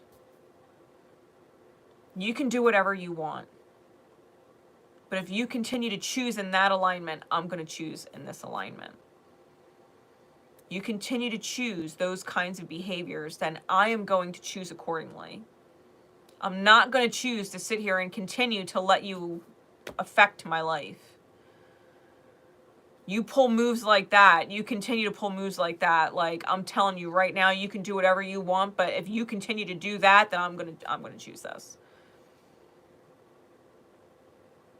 Like, for example, someone gets fucking hammered, sloshed, and your car is blocking their car in, and maybe you blocked their car in for a reason because you knew they were drinking, didn't want them driving. But they're like, I want to go to the quick stop or the 7-Eleven or whatever and get blah, blah, blah. And so they say, fuck it, and they're wasted, and they take your car. They smash your car.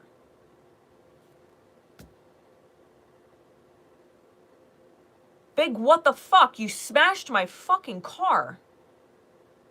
Like, I blocked your car in because I didn't want you driving, knowing you were drinking, so you took my... You know what I mean? Like, you can drink if you want to drink.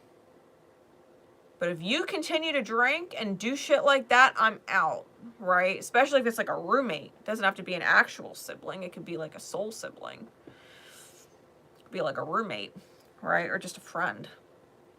Like, you want to continue being shitty, that's fine. You could be whatever you want, but I'm not going to be in your life the same way. Don't call me when you need me because you got yourself locked up or in some situation. Like, don't. You can choose. You're a grown-ass adult. You can choose grown-ass choices. Your grown-ass choices are either going to benefit you or they're going to hurt you. They're either going to benefit the people that love you or they're going to hurt the people that love you. And if you're going to make choices that hurt yourself and hurt the people that love you, like, I got to go. It's not because I don't love you. It's because I refuse to be in the crosshairs of your fucking reckless choices. I'm not going to get hurt because you choose to hurt yourself. You're not going to take from me because you're taking opportunity in life from yourself. Right? It's that kind of metaphorical situation where someone's energy is shit. They can choose shit energy all they want. You're not mad at them. You don't hate them. You're not even disgusted. You have every right to be. But that's not who you are. You're not human. You're Earth Angel. Human would absolutely get disgusted. Would absolutely tell them they're a piece of shit and what the fuck and you needed this and da-da-da-da-da. They get all worked up, right? Get knocked out of their energy. They get all worked up. But you're not like that. Listen, you fucked up. You could fuck up all you want. But you're not going to fuck up my life while you do it. I love you, but you're not going to fuck up my life while you fuck up your own. That's on you. Your life's on you, just like my life's on me. If I choose to hang around you, I'm going to fuck my own shit up. I got to be responsible and recognize that there's a toxic person in my environment, and I can't stick around that. I got to be responsible for my life. And you're reckless. Right? And kind of putting it into perspective for them. Like, you can choose what you want. I'm not telling you what to do. I ain't even fucking mad at you. But you just made the reality very clear. And I love you, and I would want to stay around you. But you made the reality really clear. That you are inconsiderate. And your actions literally adversely affected my life. Now, I have to make a choice on whether or not I want to keep you in it. Like, that's the reality that you handed me. I have to make a choice on whether or not I want to keep you in my life now.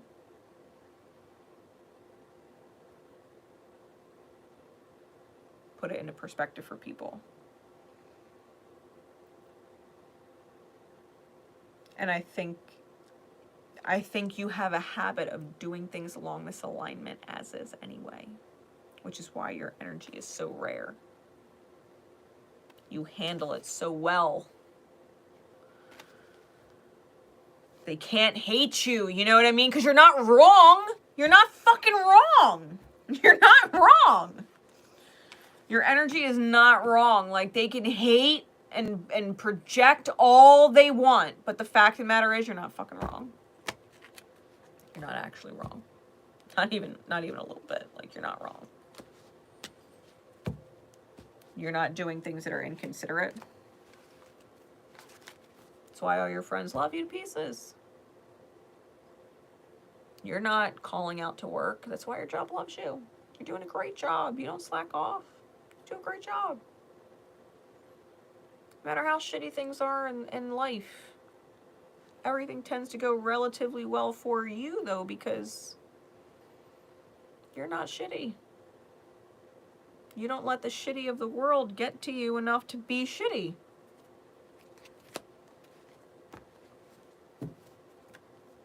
Yeah, you're not wrong.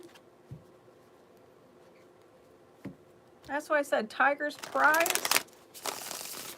Like, you already know you're gonna get it. Whatever you're manifesting your highest good in life, you already know you're gonna get it. And if you want other people to heal, you being in alignment with your highest good, you already know they're gonna do it. They're already gonna heal. Because they witnessed you.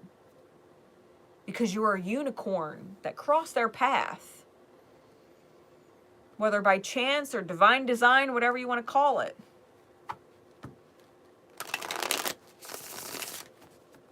You crossed their path for a reason.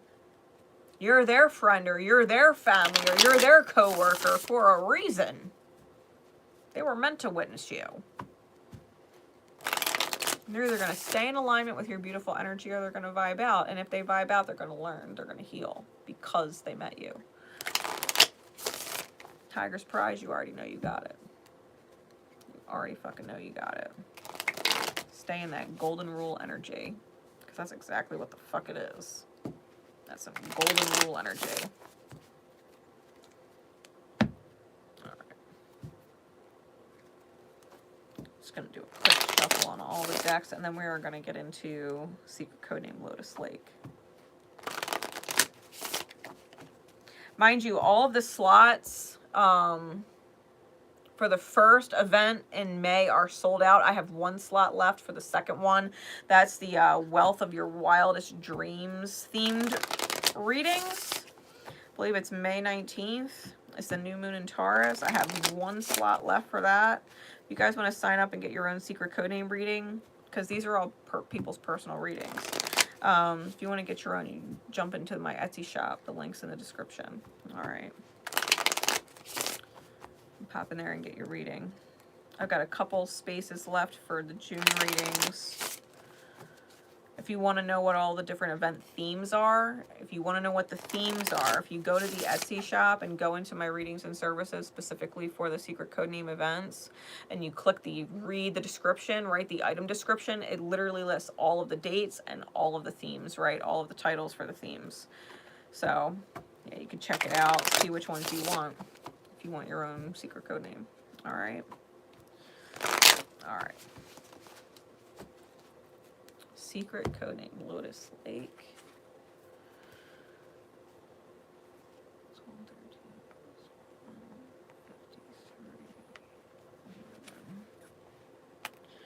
153.11.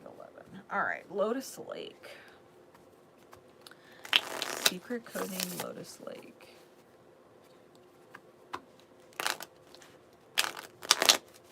Spirit, please.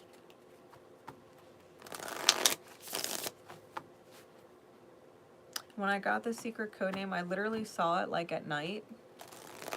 Like moon and starlight, like at night, but all the lotuses are open all over the lake. And I just saw like what looked like tens into the hundreds of lotuses just lit by the night light, right? Stars, the moon just lit.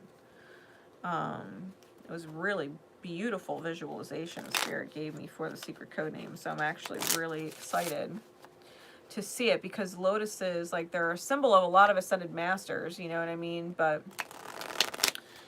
they're always connected to divinity, right? The crown chakra. And it was all of this beautiful, like, lotus crown chakra energy being lit in the night. And I thought it was really pretty, so.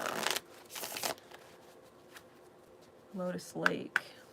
What is the energy that they're in right now, the energy they're manifesting from right now.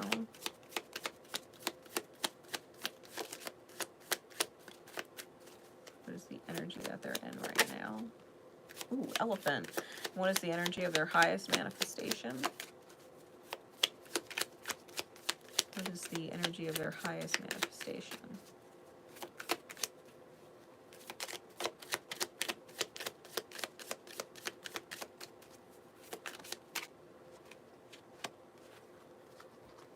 We've got Fish and Whale.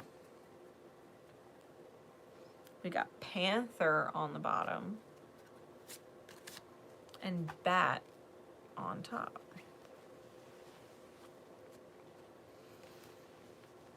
Elephant with Fish and Whale.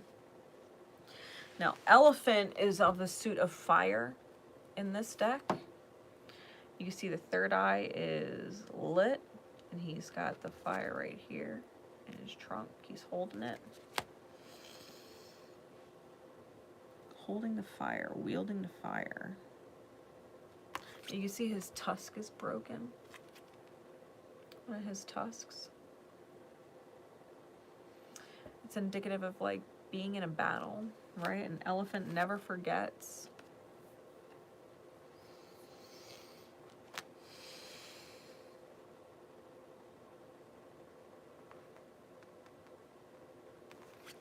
I think that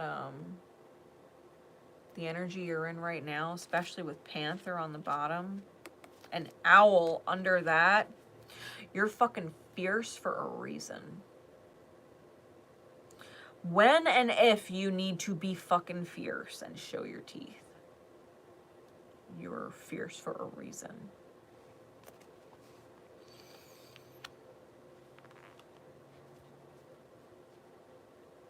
It's almost like I've seen your energy before. I've seen your shadows before, your demons before, your fucking stunad before. Let me say it in a way that is crystal clear.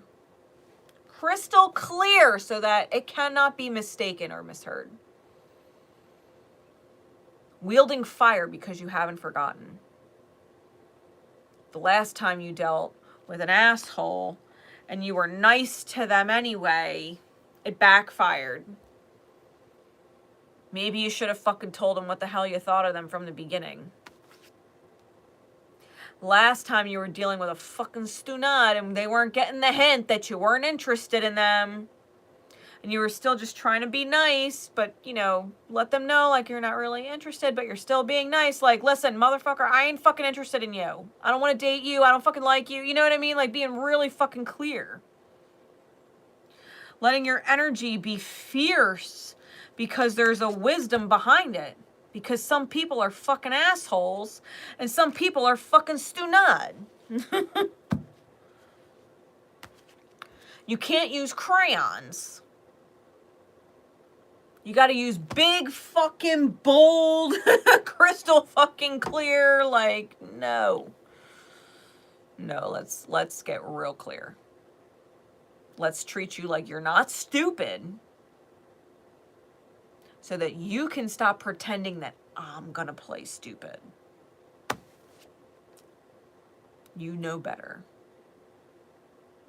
People are manipulative. And half the time, asshole or stunad are being manipulative. Hey, Megan, how you doing? Yeah, no matter what mask they're wearing, what hat they're putting on, what role they're playing, it's for a reason. Some people play stupid and they play like, oh, I don't know, I'm not getting the hint, because maybe you'll feel bad enough at some point and give them what they want because you feel bad. Like the fucking idiot that, for example, keeps asking you out on a date no matter how many times you say you're busy. No, I can't, because you're not giving them a straight no. I don't like you like that. You're like, no, I'm busy, or no, I can't, I got this going on, and you keep saying like I can't, but you're not giving them a solid fucking no, I don't like you like that.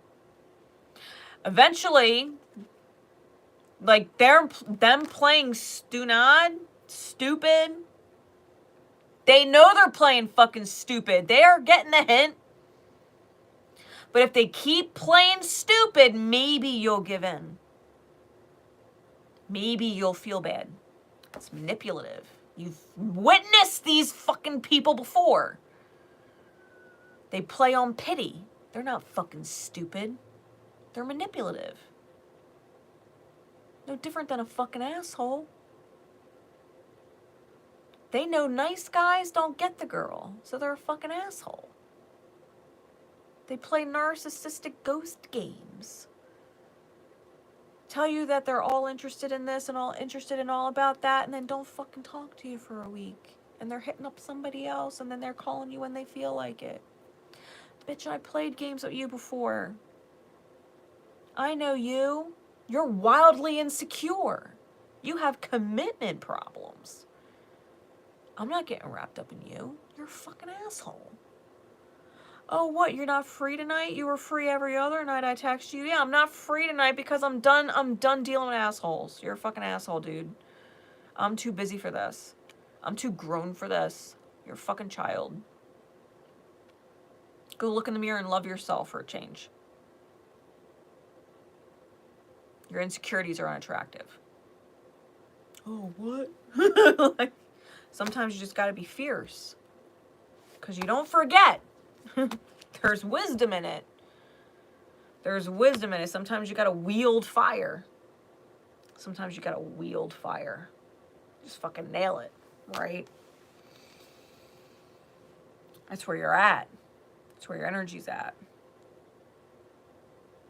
Wielding fire. You ain't fucking stupid. You ain't fucking stupid, and you're not gonna be played stupid. Where you're going, right? Your highest manifestation is whale and fish. 2 water energies. So you're in fire. Your highest manifestation is water.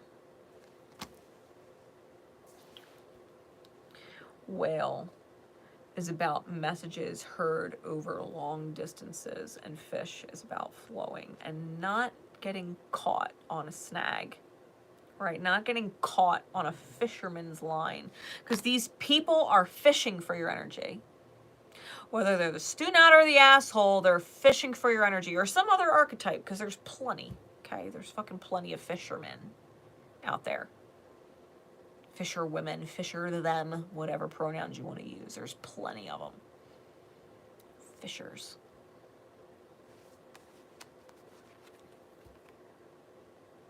You don't actually have to deal with them. See, the energy you're in right now battles with them. Goes to fucking war. I know who the fuck you are. I see you. Throws fire. But the fish sees the hook, sees the bait. Won't take it. But the whale is the wisdom of the deep feminine self that says your energy is precious. Why even waste your breath on them? They're not going to change. That's not their design. They are who they are, and they choose to be that way because it works for them. They're just NPCs in the world, interacting with the players. And you decide who you're interacting with. The fish and the whale are more at peace in the deep. There's a lot of life down there, but it's a lot less chaotic. Like, there's currents. There's shifts. There's not hurricanes. There's not wildfires. There's not tornadoes. It's more still.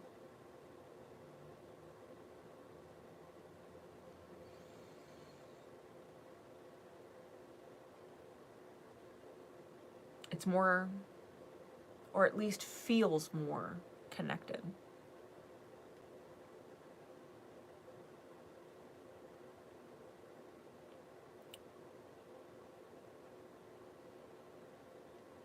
Water.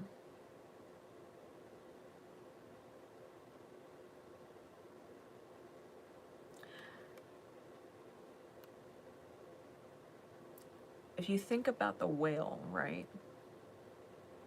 And how it takes in this huge gulp and then presses the water out and then keeps the fish, right? Or plankton or whatever the fuck it eats. Krill. It opens its mouth, takes everything in, and then forces the water back out through the baleen, whatever that is in whales. And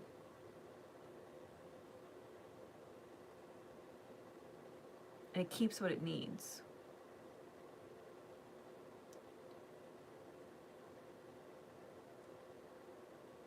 I think that you've passed fishermen.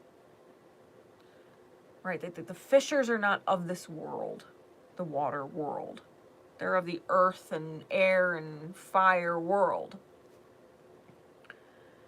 But being the whale, you catch the fish because you're a part of its world. Everybody wants the fish. The fish is the food, the fish is the nourishment, the fish is whatever, right? That whole thing about, you give a man a fish, you feed him for a day, but you teach him how to fish and you feed him in generations to come, right?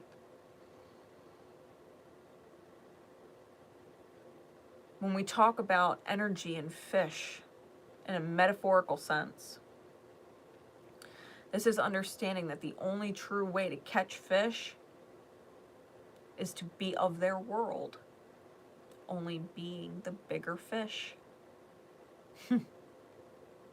Be the bigger fish. Be the fish that is really hard to catch. Everybody's catching your energy now. Be the fish that's really hard to catch. You want my time, you want my energy, I'm really hard to catch.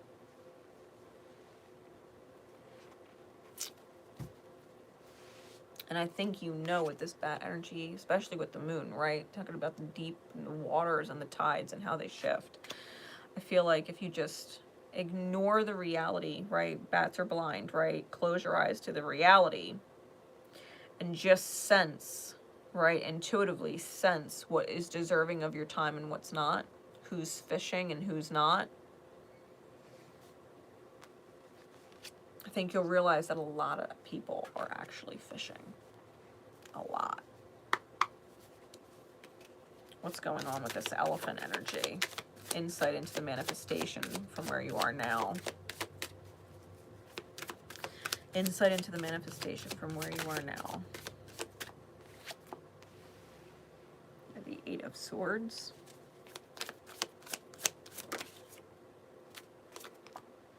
The Four of Swords. It's fucking exhausting. The Eight of Swords and the Four of Swords. This is about being all tied up in knots and needing a fucking break from dealing with the idiots. The energetic fucking idiots. These are not quote unquote woke people, and I don't mean woke in like the trendy sense. I mean woke like they are not aware of energy, they are not aware of manifestation, they are not aware of themselves, right? They're not self-aware. They're preying upon the experience, and I feel like you're tired of that. Tired of that. Yeah, you're tied up in your head, right? In your head, dealing with these fucking devil energies, these attachments, right? We're talking about fishing, and the devil's about cords, right? Connecting cords, people trying to hook into your energy. You're fucking tired of it. You're tired of fighting fire with fire. I think you're ready to embrace the water. People are too slow alchemizing. Four of Swords with the Knight of Pentacles and the Four of Wands with the Temperance card. You're fucking way ahead of their game. You see them for the idiot that they are. Like, dude, really? Like, that's your fucking game? That's how you live life? Hooking people, that's your hook? You're an asshole to hook people? You're playing stupid to hook people?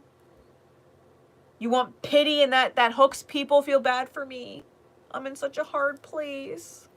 And that's a hook for people to give to you?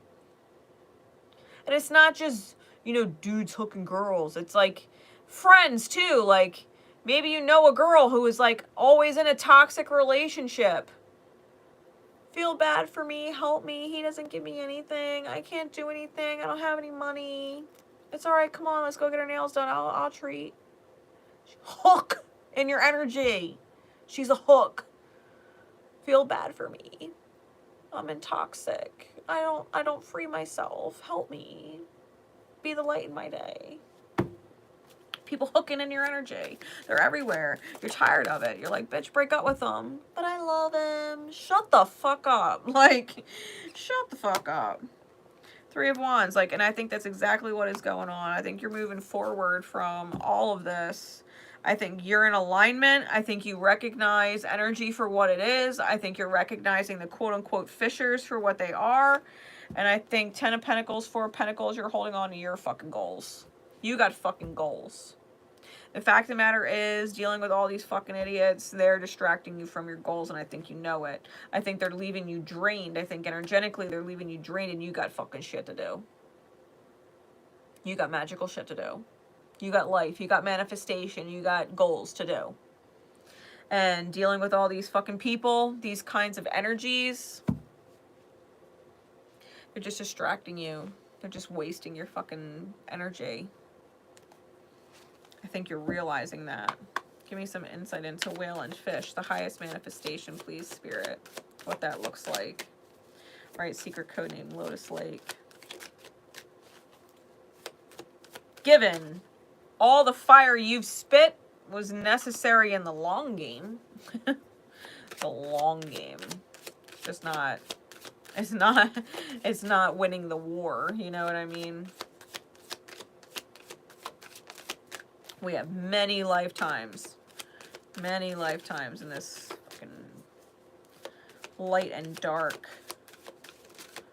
dichotomy that we deal with.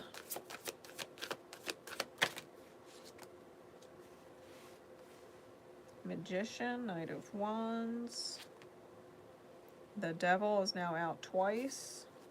Clarities, please. The Five of Wands. The Knight of Swords. This is almost like going out with a fucking bang.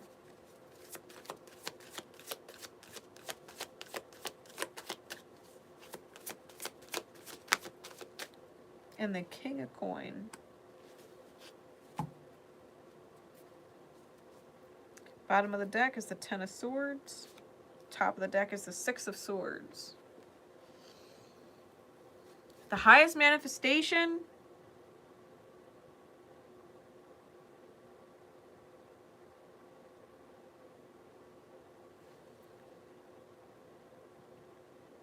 Magician, clarified by the Five of Wands.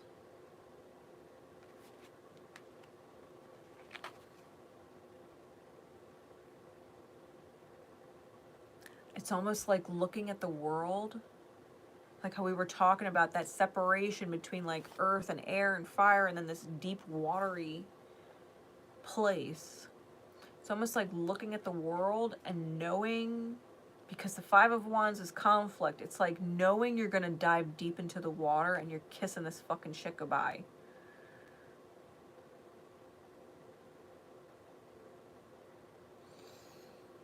Double Knights. Fire and air, right? Wands and swords. That's communication with a bang. That's communication with a bang. That's spark. That's high intensity. That's clear, concise, accurate, potentially impulsive, right? Or being pushed to like a last straw.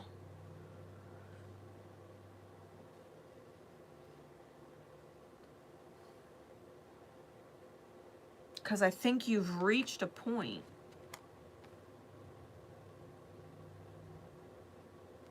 where what you are communicating is so fiery and so clear and so concise that you literally make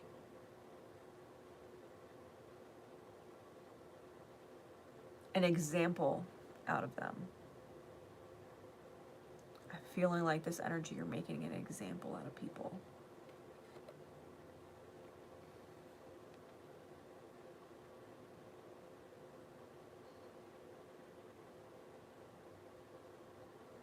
I think you're making an example out of people.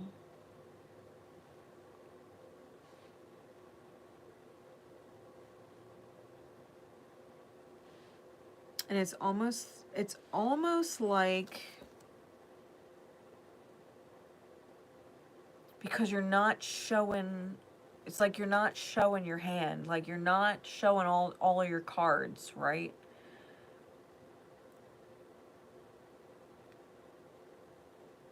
I think like the best revenge is success. I think it's going to be one of these moments where everybody thinks the choice you're making, especially if it does end up somewhat explosive or out of the blue for everybody else, right? That they would perceive it as kind of out of the blue. The level of intensity that you hit, like, oh, you fucked up because you just lost all of us. You know what I mean? Like, you fucked up. But I think the fact that you moved on, right, because I'm peeking at the bottom of the deck, I'm fucking nosy, that you accepted the burdens or the crosses you bared with these other people as lessons, that you're using them, quite literally using the wands to help you climb, ends up bringing you the sunshine. It ends up bringing you the sunshine. Hanged Man's under that, High Priestess under that. Like, you fucking knew what you were doing. 10 of Cups under that. Reinvention of the Self, Page of Wands under that. Like, you knew what you were doing, cutting off these fucking idiots. And they're all gonna talk. They're all gonna talk. You have that moment where you, like, become unhinged. However unhinged is for you. Different people are gonna unhinge differently, okay? But whatever your unhinged looks like, everybody's gonna be thinking you made a big mistake. And it was probably the best decision you fucking made. Because they're all fucking dumbasses. Like, they're all fucking dumbasses.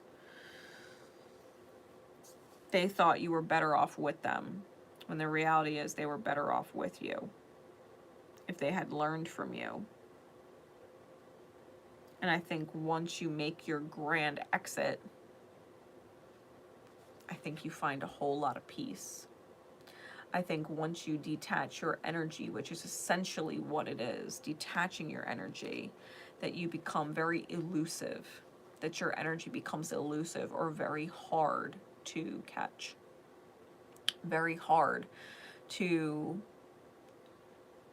be convinced to give your energy to someone. I think you're going to be very intuitive, right? Double water. I think you're going to be very intuitive about where your energy goes. I think you're going to be reading people. I think you're going to be able to see and sense who is like you,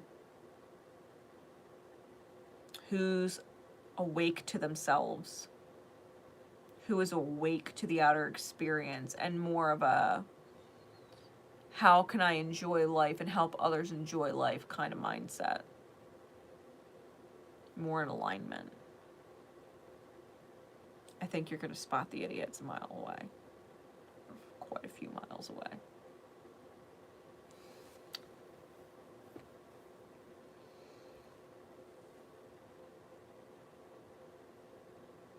I think you're essentially a karma dealer. I would not be surprised if Saturn was super strong in your chart. Super prominent in your chart, and or the current Saturn is aspecting yours in such a way that it's propelling you into this divine order of things, because the devil twice, that's Saturn. You might be Saturn dominant.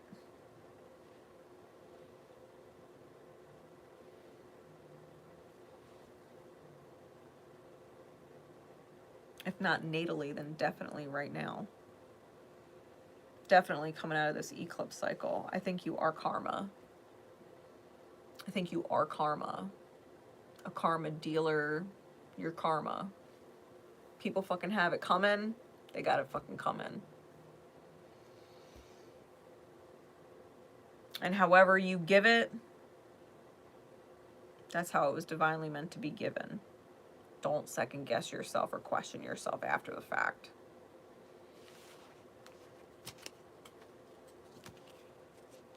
Sometimes karma's a bitch.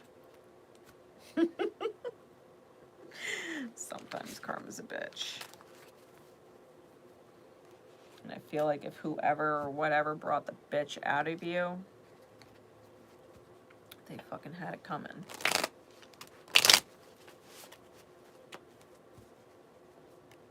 They had it coming.